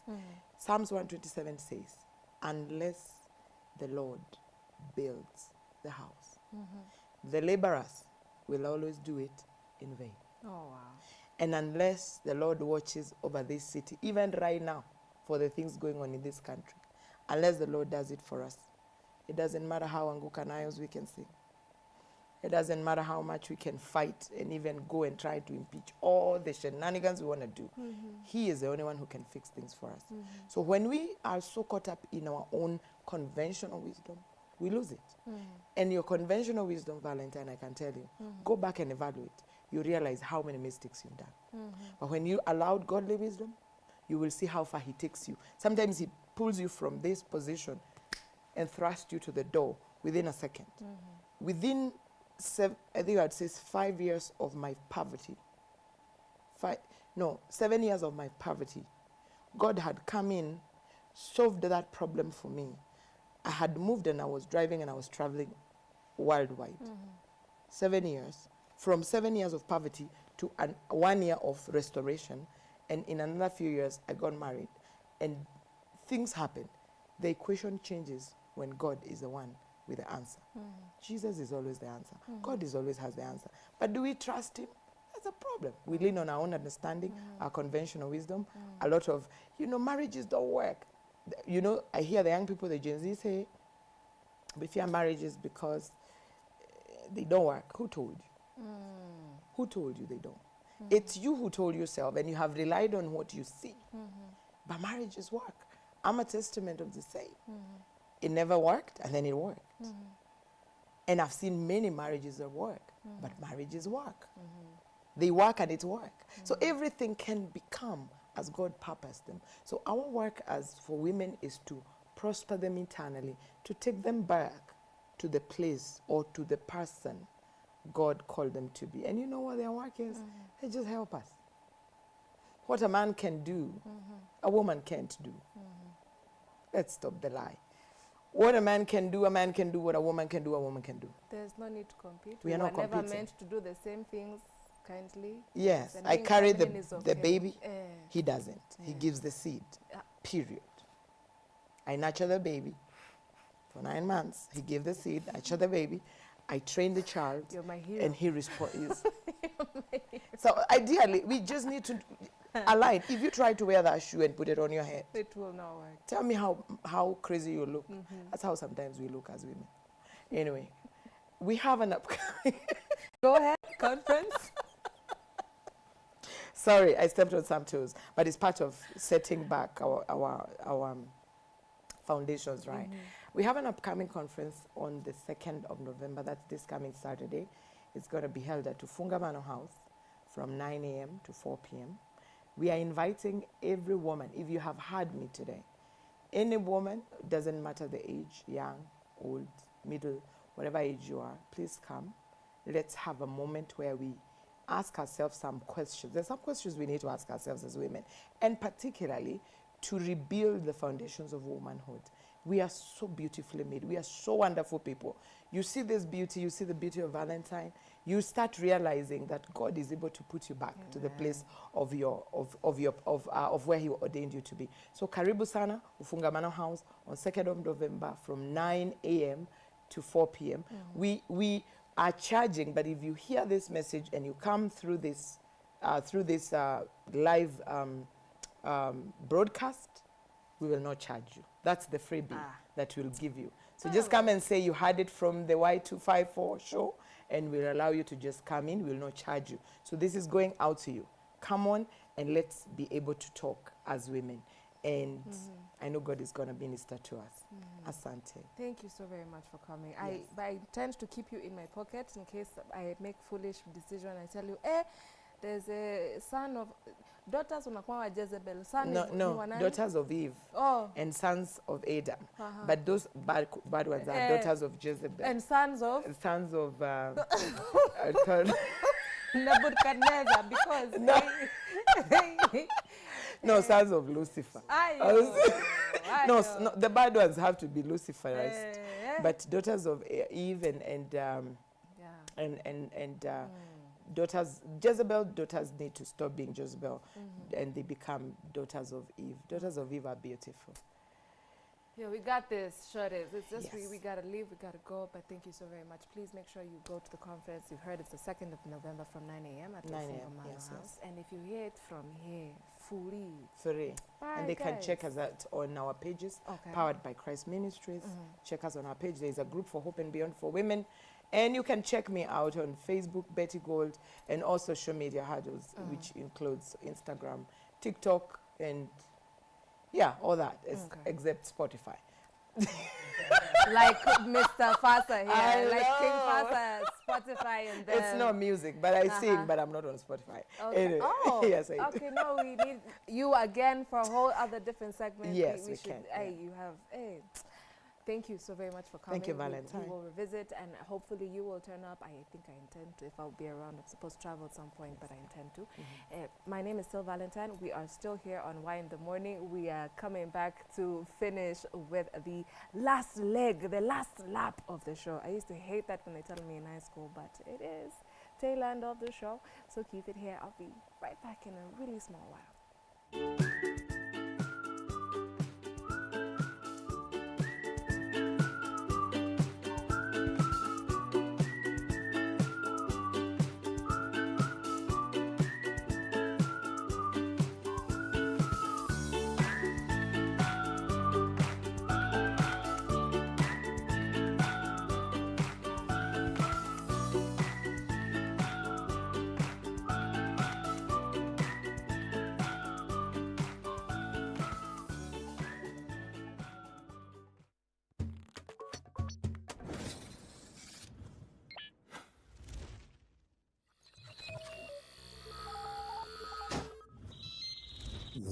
Y254.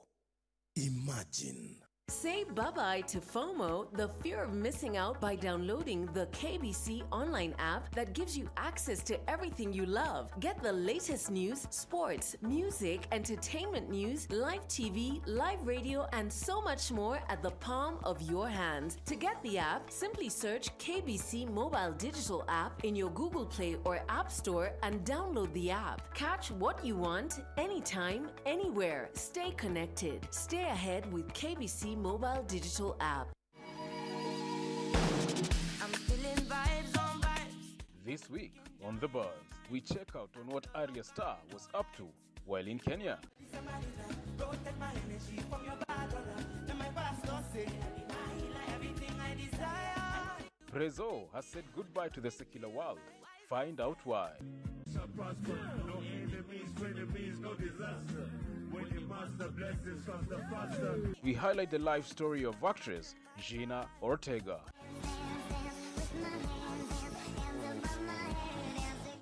Venom, The Last Dance is finally here, and we have all the highlights. This world can't survive. Let's catch up on Wednesday at 7:30 p.m. with Eve Nyaga for all the entertainment news. Just para, come off my jigger. I go just play, follow my dream. I'm feeling. Colo, colo, colo, colo, colo, colo, G. Beat the pedal, lo, lo, lo, lo, lo, lo, lo, lo, lo. Sinda, panda, ho. Hey, dana man gangare, sinda, panda, ho.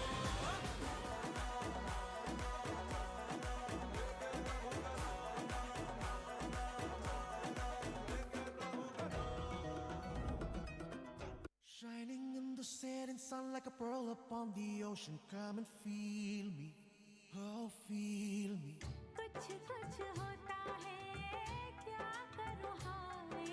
पीलूं है पीने का मौसम तेरे संग इश्क तारी है. Here on Power Talk Show, we handle conversations of current affairs that directly affect you. We do a deep dive on conversations that involve relationships, mental health, finances, and other trending issues. We also share stories of people who have faced adversaries and managed to overcome them. I'm a person who tried committing suicide 3 times. Yes, before I reached class 7. Tune into Power Talk each and every Thursday at 7:10 p.m. and join in the conversation with me, Cheryl Blessing, using the hashtag Power Talk.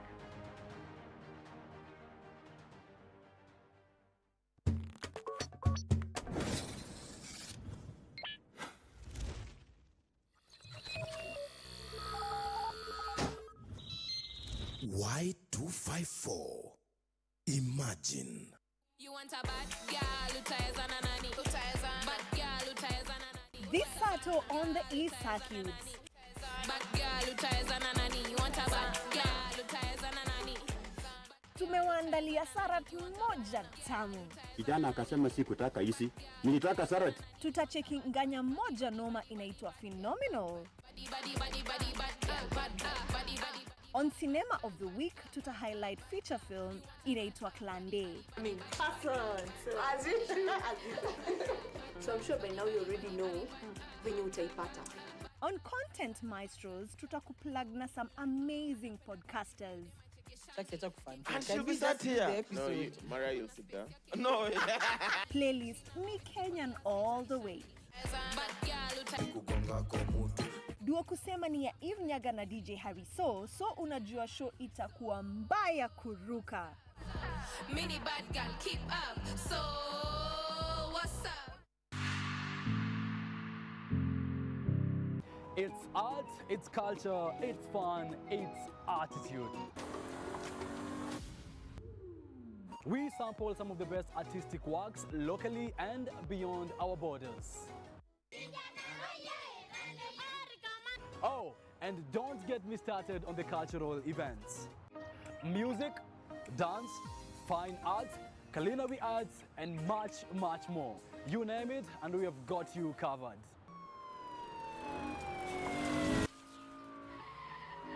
My name is Kevin Kasioki. Please join me each and every Friday at 8 p.m. only on Y254 channel.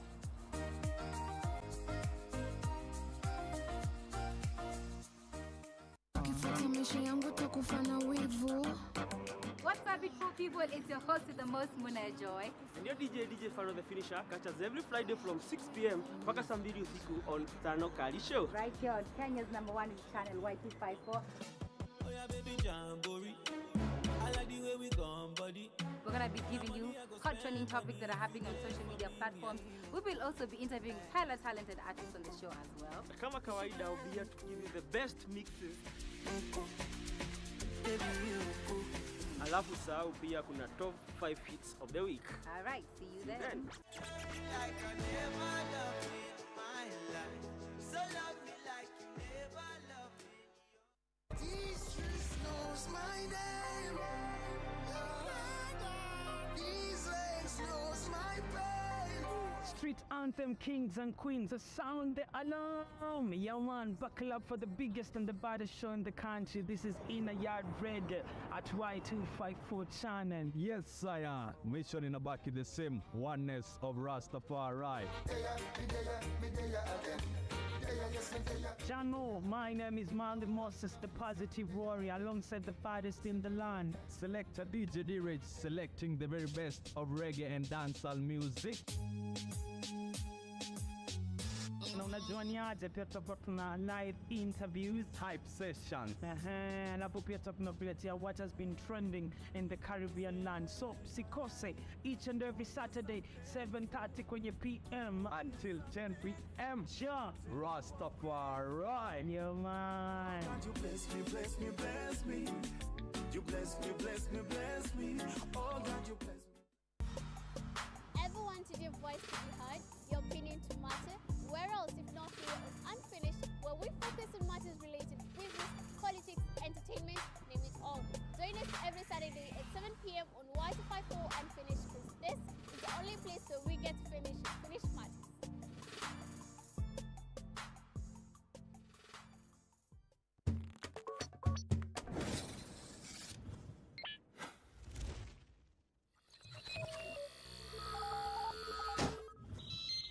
Y254. Imagine. The young generation awakens on Y254, the leading youth TV station in Kenya.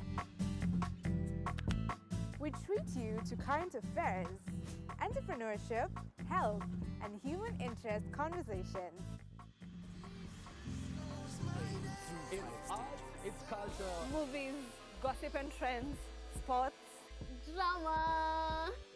We bring you a vibe like no other, straight to your living room. To keep you informed, inspired, entertained, and most of all, refreshed. We are such a vibe. Y254. Imagine.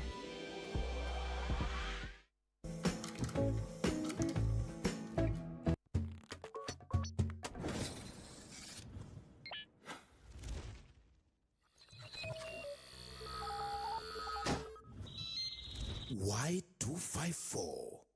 Imagine.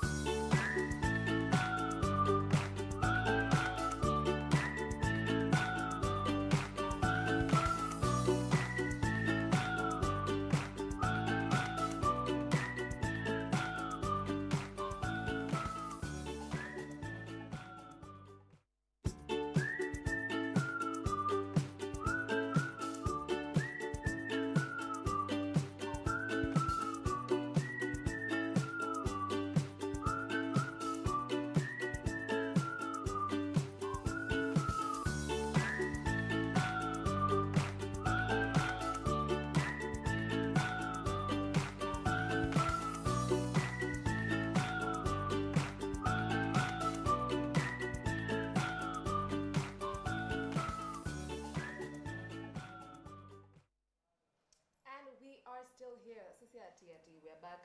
We never left, so we cannot be back, but we are still here. My name is Valentine, or at Kalamiva, and you are still tuned in, hopefully, to Y in the Morning, only on channel Y254, your favorite breakfast show. And if it's not, told you, please do not even take my word for it. At Chocha, we just watch from Monday all the way to Friday, where my co-hosts are inclusive of Grasha Maingi, where we do it with her on Wednesdays. There is Stephanie Ayeta. By the way, leo Stephanie meitwa wewe.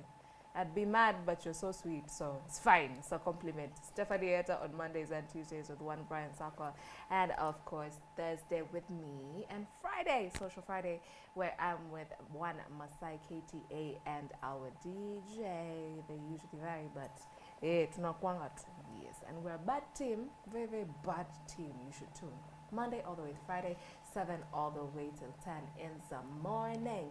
Now we've come to the almost end, but I think it's the most important part of the day, because we're going to talk about things that, well, social issues, health issues, issues generally, but we design them certainly for ladies. However, they are not limited to. So if you're a gent and you want to participate, you know what to do on our socials. Yes. Now let me allow the lovely ladies to introduce themselves. Hi, good morning. Good morning. Good morning. Bana sasa mumebonda. Munatakaje? Good morning. Na venye mnakaa fiti, shwari. Good morning, Bob. How are you? Yes. Yeah, hadi unanit. Good morning, Lisa. How are you? I'm fine, thank you. Sasa unaona nishatoboa siri. Please tell us your lovely name. Oops. My name is Lisa Olo. I'm the executive director and the founder of Jadida Olo Foundation. I'm also a nursing student, currently undertaking a bachelor's degree in nursing at Mount Kenya University. I am a menstrual health enthusiast, and I'm also interested in matters of reproductive health. Yes. I want to be you when I grow up. No, I'm trying to say my CEO and founder. Yeah. What have I founded? Hata tusiende hapo. It's very early in the morning, and hey, the recipe I borrow. Hey, unless the mashakura, the ones you just shui. Anyway, it's fine. Ni good. Hi, lovely lady. How are you? I'm fine. Naona tunaweza kuita nani kwa majina? Naitwa Doreen Atieno.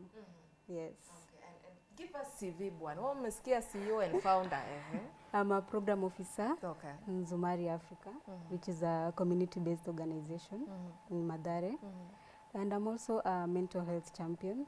I'm a fellow at Nivishe Mental Health Training Initiative. Okay. And I'm also passionate about research, especially in the public health. Oh. So, what is SHA? SHA is an insurance on health. And I don't have much information about SHA, honestly. You see, hakuna mtu hujua hii kitu ni nini, but muko tu. But anyway, hiyo ni makasiriko ya next week. Because if I start on it, I'll get annoyed. But meanwhile, the building has already changed name from NHIF. Washa paint. Rollout bado, but painting we have painted. Sawa. As a nation, we are doing well. Hashtag is Empowerment Cafe, stroke wines in the morning. All right. You said you're a mental health enthusiast, one of those. What is mental health to you? So when we talk about mental health, it's the state of wellness where someone is functioning well physically, emotionally, psychologically, and also able to reach his or her potential, and also to give back to the community. Oh, yes. Okay. So tuseme nasikia njaa, inafanya nikasirike. Has my mental health been affected? No. For it to be a mental health issue, it must have been affecting your own personal life and also your relationship with others. So it's something that imekuwa ikifanyika for an extended period of time maybe. Okay. And ina affect pia sana sana vile una relate maybe with yourself na pia environment yako na watu wenye wako kwa hiyo environment. Okay. All right. Lisa, you told me you are about to be a nurse. Yes. Tuseme hivyo, you're about to be a practitioner. Does mental health and reproductive health relate at any one point in manner, and how? Yes, it really relates. When there's something that she has defined, and according to, let's say, WHO, when you're said to be healthy, they say that it is a state of physical, mental, emotional, and psychological well-being, and not just the absence of disease. Oh, wow. Yeah. So when you talk about mental health, it's a very important aspect of health. And all these aspects, the physical, mental, social, they are interrelated. Psychological, emotional, they are interrelated, which means that they correlate. And yes, they are related. If someone is not mentally well, they are not totally healthy. It's just not absence of disease, as in unafikiria you're physically sick. Even mental health, if you're not well mentally, your health is compromised, and it correlates with many other aspects of your well-being. Yes. Okay. What is reproductive health? Reproductive health is any like wellness that pertains to your sexual and reproductive aspects, and not just for women, but also for men. So when we talk about reproductive health, it encompasses a lot of aspects. There's child birth, there's mortality of these children, there's issues surrounding abortion, which is a very touchy topic. Actually, that's where I was heading, but proceed. Yeah, it's a very touchy topic. There's issues surrounding reproductive health, illnesses, or let's say things like reproductive system cancers. There's so much. And also one thing that people usually ignore a lot, it's also about sex, it's also about pleasure, it's also about abuse, sexual abuse. It's encompassing, it's such a wide topic. Yes. Okay. Kabla mimi niingize thought yangu, wewe unaona aje? Maoni? Yes, I would like to add more. Vile tu amesema, when you talk about reproductive health, also there's the aspect of autonomy. That is, mimi kama dem, I have the right ya to make decision. Maybe ni when I'll get a child, nitapata mtoi na nani, unaona, when to use contraceptives, when not to use contraceptives, issues to deal with fertility. So it also ina form pia part ya hiyo reproductive health. Yes, which is very, very important. Now, you've all brought such tantalizing points. I'm not too sure where to pick up from, but let me start with contraceptives. And I'm only bringing this in this specific light because our previous guest, that is Mrs. Gold, Mrs. Gold, we had a very candid conversation about, you know, how she had come from a very, what do you call a very broken relationship, and she was being introduced as a secretary. Naendo bibi to the girlfriend.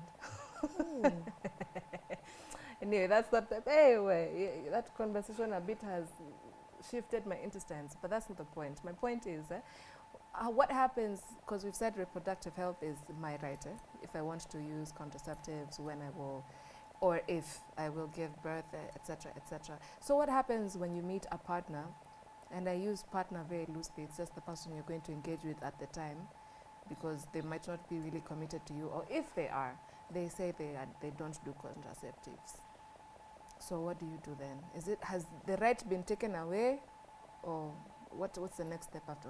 Lisa be looking at me like, it's true. Does it not happen? It happens. Because contraceptive is not just a pill. See, even condoms are contraceptives. They're very. So what happens when you find a partner who says they do not partake, but the body is yours and the right is yours? So what do you do? It's okay. Speak, Bwana. No one will beat you. Promise. First of all, this goes out to the men who are listening. Tuanze na Mufasa. Mufasa and every other man on set and every other man out there. Contraceptives are not a bad thing. Contraceptives do not come to destroy your sex life. Contraceptives are a form of kujipanga. Contraceptives, they are like, it's called family planning for a reason. Now, as a woman reserves autonomy to her body, a very pertinent point that she highlighted. So you cannot tell a woman, or you should not tell a woman, that she cannot use family planning. That is not respecting her autonomy as an individual. Alafu aseme haiko kwa Biblia. It's not in the Bible, people using contraceptives. You see, we are guided by so many principles, and the Bible is just one of them.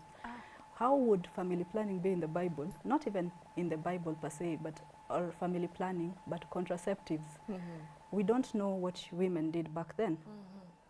There must have been one way or another for which they would use to avoid pregnancy. And number two, modern family planning is what we have now. In short, we are changing with the times.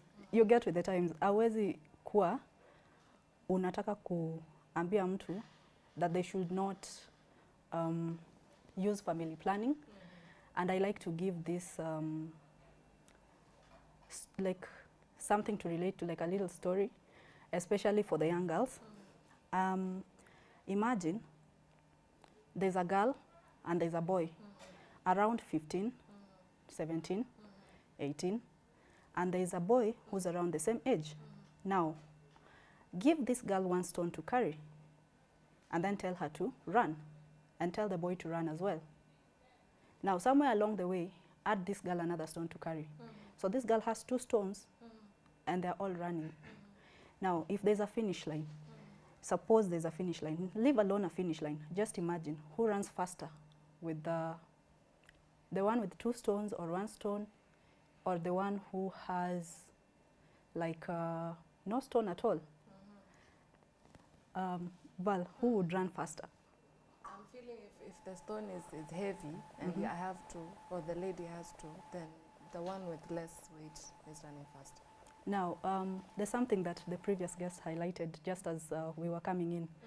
She said that men were meant to do some things and women were meant to do some things. What a man can do, sometimes a woman cannot do. And what a woman can do, a man cannot do. We're not meant to do them Yeah, like the burden of carrying a child, the burden of childbearing, whether we like it or not, it falls on women. And that is what the stone represents. It represents the responsibility that comes with carrying a pregnancy, bearing a child, and nurturing it. Now, if you nurture a child alone, the stone becomes heavier. Now, when you tell a woman not to use family planning, you are exposing her to the risk of pregnancy. And in some cases, you find that these are very young girls who are maybe 15 to 18. And by the way, teenage pregnancy is pregnancy for a teenager between the age of 10. Actually, 10 is not a teenager yet, but children as young as 9, 10 can get pregnant.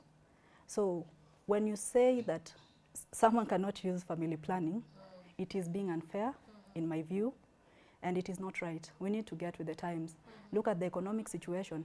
Are you sure you're ready to carry that pregnancy to term, especially you as a man? Are you also sure you will be there? What if something happens? So really, it is much more complicated than just putting something in the body, than just telling someone you're not a proponent of family planning. It's much, much more. So for me, I think that is not respecting someone's autonomy. Yes, and it's a call for men to step up as well and support women when it comes to matters of contraceptives. Okay. Maybe, Doreen, if you have something to add on, as I also ask, would you, in good faith, advise someone who is under 18 to use contraceptives? In good faith. Like, ukaya unajua hii kitu. First of all, your brain has not finished developing, ni sawa, but wewe unataka kuingilia games zingine za God, sawa. But we are saying if you must, then be safe. In good faith, would you advocate for contraceptives? Someone, a young lady who is under 18. Honestly, I don't think so. For under 18, I think it's very tricky for someone to be using contraceptives at that time. But I know things are changing and we grew up differently. So for me, honestly, I wouldn't advocate for an under 18 person. Yes. Is it because of health issues that the earlier you start, the more frequent you use them, it will come to affect you? Or is it a moral issue? It's a moral issue, a personal issue, a personal conviction issue, yes. Okay. Lisa is ready with the science. Plant knowledge in mind, Bana. Tell us, would you in good faith advocate for contraceptives for someone, a young girl under the age of 18? On a normal... squeezy 18, I see people who are younger than me looking a lot older than me. Hey, so on a normal day, I would not advocate for a child under 18 using family planning. But also, there's emerging issues, there's current trends, and honestly, sometimes you need to get off the moral high horse to root it back to reality. You're very logical. Yes. And objective. Sometimes we need to get off the moral high horse. We cannot turn our heads and pretend that these kids are not engaging in sex before 18, 1. And 2, let us now look at Kenya. We are guided by the Bible and the Constitution and all. Even if you look at the framework that allows for sexual education in Kenya, it's very dismissive of teenagers. We might say, as you said, that teenagers are not yet fully developed. But you see, kuna parts of the brain zenye zina develop once you hit puberty or adolescence, as you say. And I think these are also important parts of the brain. So we cannot say that it's just contraceptive use, but for me, that use of contraceptives, sometimes it would be appropriate, 1. And 2, it should come with other solutions hand in hand. You cannot be giving a child contraceptives and not educating them about sex. And by the way, when you talk about sex education, we do not mean that you bombard a child who's 10 or 12 with all this information about sex at once. There's something called age-appropriate education. So when a child is young, maybe 5, 6, you can talk to them about bullying, you can talk to them about treating people well. As they get older, you can talk to them about sexual abuse, like around 10, 12. As they get older, now you can start introducing the idea of how to form relationships, and then sex, safe sex, hivyo. Now, when you do this, people usually think that sexual education is telling a child to basically go have sex. That's not true. Usually, when you educate children about sex, they're likely to like have their sexual debut a little later in life. So that was so well put. A little bit later in life, and also they are likely to practice safe sex when they eventually start to have sex. So education is power, and that applies to sexual education as well. Now, that would eliminate the need for us to even start using contraceptives early, because in many cases it means that the child will start engaging in sex a little later. Now, if you do not give children age-appropriate sex education, unapata wanaweza kuwa a bit less, they will go out and explore, because that's what children do. There's an age watoto wakifika, ukiwaambia usifanye, hiyo ndio sasa wanataka kufanya. Mbona unaniambia nisifanye? I want to find out why you're telling me this thing all of a sudden and you're dissuading me. So it's better to start early, appropriately, so that even you as a parent unakuwa aware. And if unaona that your child is heading in the wrong direction, I'm sorry, but parents, I think it may be time for you to now come in with these interventions. Yes, such as family planning. Okay. Hey! Okay. I like how she said, Doreen, ikikufikia. Lakini sutoe tu maoni kwanza kabla. Doreen is not on the same page with Lisa, but I think as far as knowledge is concerned, I can see you agree. Ni hapo tu kwa moral high horse ndio hampatani. But would you like to echo or dispute?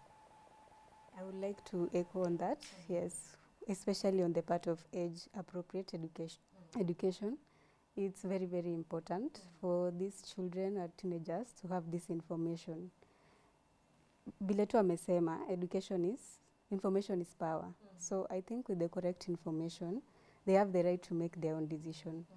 I have no problem with someone accessing contraceptives. It's only that due to my own personal, reservations or convictions, I will not advocate for it.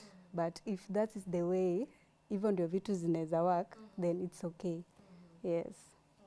So we are saying we are ready for, assuming you have a young cousin, they're okay, that they'll be safe coming to you and saying, si unibaie nini, naenda kuona nani, tumefunga shule, wanafanya exam, so mimi niko hii site ingine. Munijibu surely, we'll stop side-eyeing me bana. This is, are they not doing KCSE right now? They are doing. So that means wengine wako nyumbani. Wako na holiday ya how many weeks? Oh, a lot of What weeks. are they doing? January. What are they doing? They are finding homework? So what are they doing if they are not interacting? And this interaction, alafu now, this is what I wanted to ask also, put hand in hand with what Lisa said. If parents, you see, first of all, I do not like to call out parents because I'm old enough to be a parent myself. So wacha nijiongeleshe. Parents really do not spend most of the time or their time with the children. They are going to be exposed. You're either in school, ama sijui uko wapi unafraternize, but the interaction between parents and children is becoming less and less even, let's say. Tunakaa hapo mzazi amechoka, hajisikii kusumbuana, anamtuma kwa anko yake na auntie yake wakae huko kidogo wiki mbili arudi. It's already time to go back to school. Vitu kama hizo. So when are you going to tell that your child has become different? Just the other day I was talking to someone who she was 7 months pregnant before her sister, who she's close with, found out, and she was what? 316. Hey, imagine umekaa kwa wazazi, si ati you're anywhere else. Ni kuvaa tu nguo bagi. Now what helped her? She was petite and she was not overflowing. Yeah. So form. So I think parents wanafaa kuwa free and open to discuss these issues. But I know ni tricky. But itabidi, sometimes inabidi, because ukiwaacha hivyo, what I learn from the society, from their peers, unaona. Na wakilearn from their peers, just like Lisa was saying, itakuwa ni story ya experiment. Or also, maybe wanaweza look for ways maybe enroll kwa hizi interventions, vile Lisa alikuwa anasema. church zina runningi programs or these other organizations, CBOs kwa community, they do run programs for adolescents. So me, I can advocate for that. Maybe they can go for those sessions, we interact na learn. But it's a big challenge for parents because pia ukiangalia the economic situation, unataka kutafuta, unataka urudi nyumbani, you have a lot of things uko nazo za kufanya. So sometimes unakosa hiyo time. But pia na advice like at least pia sometime kukaa na mtoi wako and start having this conversation, kuwafanya wakue free na wewe.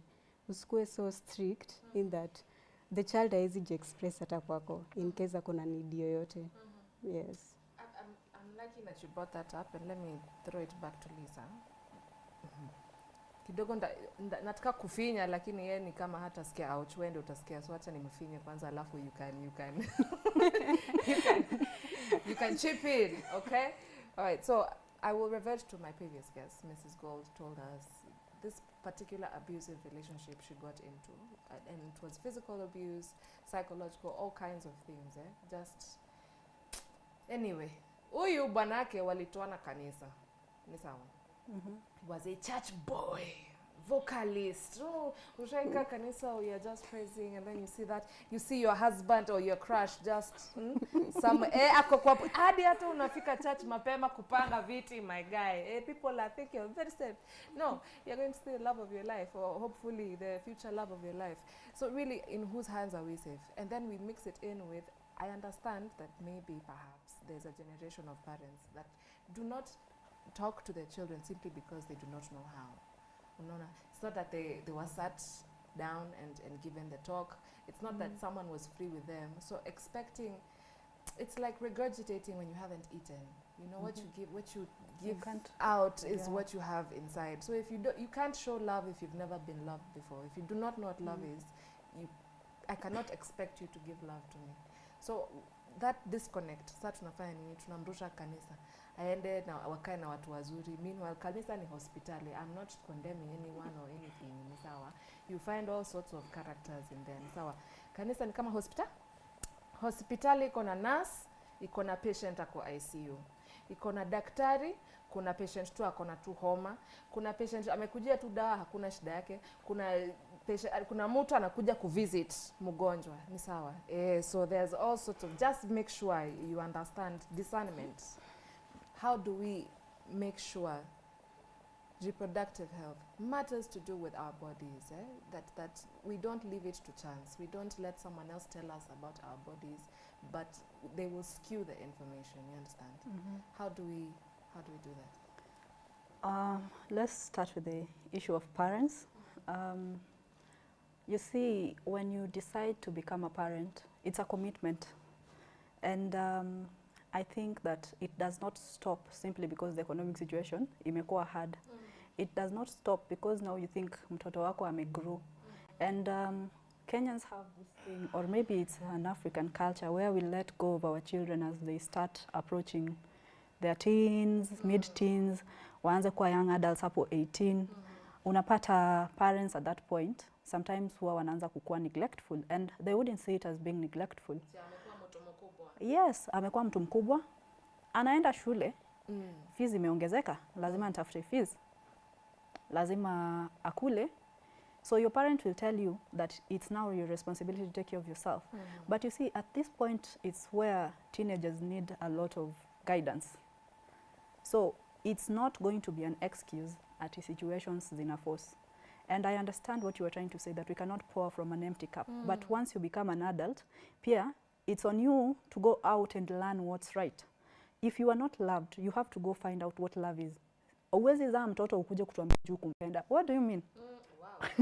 What do you mean ujui kupenda mtoto wako? What do you mean you can't teach them because you are not taught? Now you know. What do you know it for if you cannot transfer? Yes. And we cannot be here to tell our children we are the poor background, mara we are the ones who are not given love. Tumekubali, lakini sasa wewe ni mtu mkubwa. Go out there, find out what's right. And come and pour into your child.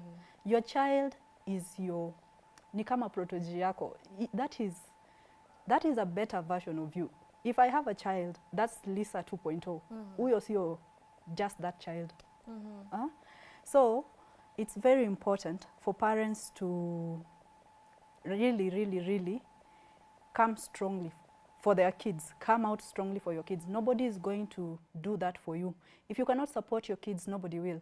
And by the way, the society has a way of reflecting who you are to your child. The society has a way, from teachers to people outside. How do you think abusers support kids? They know somehow that there's a disconnect somewhere. Wanajua mama ya mtoto hamuangaliangi saa zote. Ama anajua mtoto kwao hapati the necessities. They map out. And abusers hawatokangi mbali. They don't come from far. They are usually people within the household. If I think you've worked with rape victims. And is it true if I say that most of the rape cases huwa ni watu within the family? Yes. And these uncles abuse children repeatedly. Not one child, not two children, not three, in the same family. And because nobody stops them, which is a whole other issue, but because nobody stops them, unapata that they continue. The world has a way of reflecting how you love your child onto that child. If you're not keen, someone will take advantage. So I understand that it's difficult, but also it is upon you. And then on the issue of religion, I do not like to touch on religion very much because sometimes I become a bit too, I don't know whether I'm still logical, but in my view, I think that kuna correlation or an intersection ya sexual abuse and religion. And the worst part is, sorry, that people will use religion to affirm their bad actions. Unaona? You see, mtu ataenda kanisa na because, let's say a girl or a boy, let's talk about boys because we talk about girls so much. A boy goes to a priest and tells the priest about a problem they have at home. Now, I don't remember which state it is, but currently, I think kuna pahali in the US where the sexual abuse claims zenye zimepelekwa court against the Catholic Church zinafika $1.5 billion. They are trying to settle at 800 million walipe hawa victims. And that is one state. Watu kama over 1,000 wamekuwa abused. Imagine the people who do not report. Imagine the people in other states. Imagine the statistics in the entire world. When I think about things like those, I become angry. Naanza kukasirika na sio vizuri kuwa na makasiriko. Now, a lot of people take advantage of the church. They take advantage of these fundamental principles. Kama a woman is supposed to be submissive. This issue of conjugal rights. And they institute very ugly things. And people say marital rape is not supposed to be an issue, but I think it's an issue. People say that they justify, they'll find a way, and I'm sure you people in this room know that somehow there are people who do that repeatedly. They manipulate the scriptures to suit their narrative. And also, in many churches, children are abused. They are abused by people they trust. They are abused by people their parents trust. They are abused constantly, and people turn a blind eye. Even if you look very well, if you are in high school, in a girls' boarding school, I'm sure, ukiangalia vizuri unapata kuna clergy mwingine, alikuwa ana behave funny na watoto wasichana. And it happens in many schools. I was in a school in Nyanza, nikiwa primary, and it was so many years later, in my late 20s, I came to realize that this teacher would stand in a corner on his duty. Na alikuwa anapenda kuwa on duty sana. Alikuwa anasimama kwa kona, and then he'd look at girls. Sorry, we really must have to end it here. We've run a bit past our time, but Doreen and Lisa, please, I welcome you to come back next week. You see where you've stopped. We are going to start from there, part 2. It's okay, because there's so much we haven't touched on. Doreen has not given her piece yet, and she's just been, get ready. So we'll come back definitely for that. But in the meantime, thank you so very much. I'm very sorry for interrupting. Hiyo story ilikuwa moto. Tutamaliza si tukienda at Wi-Fi on Facebook, Wi-Fi channel on X, Wi-Fi_channel on Zgram. Thank you for staying with me. Please, I implore you to please keep it channel Y254. I'll see you when I see you. Have a good day.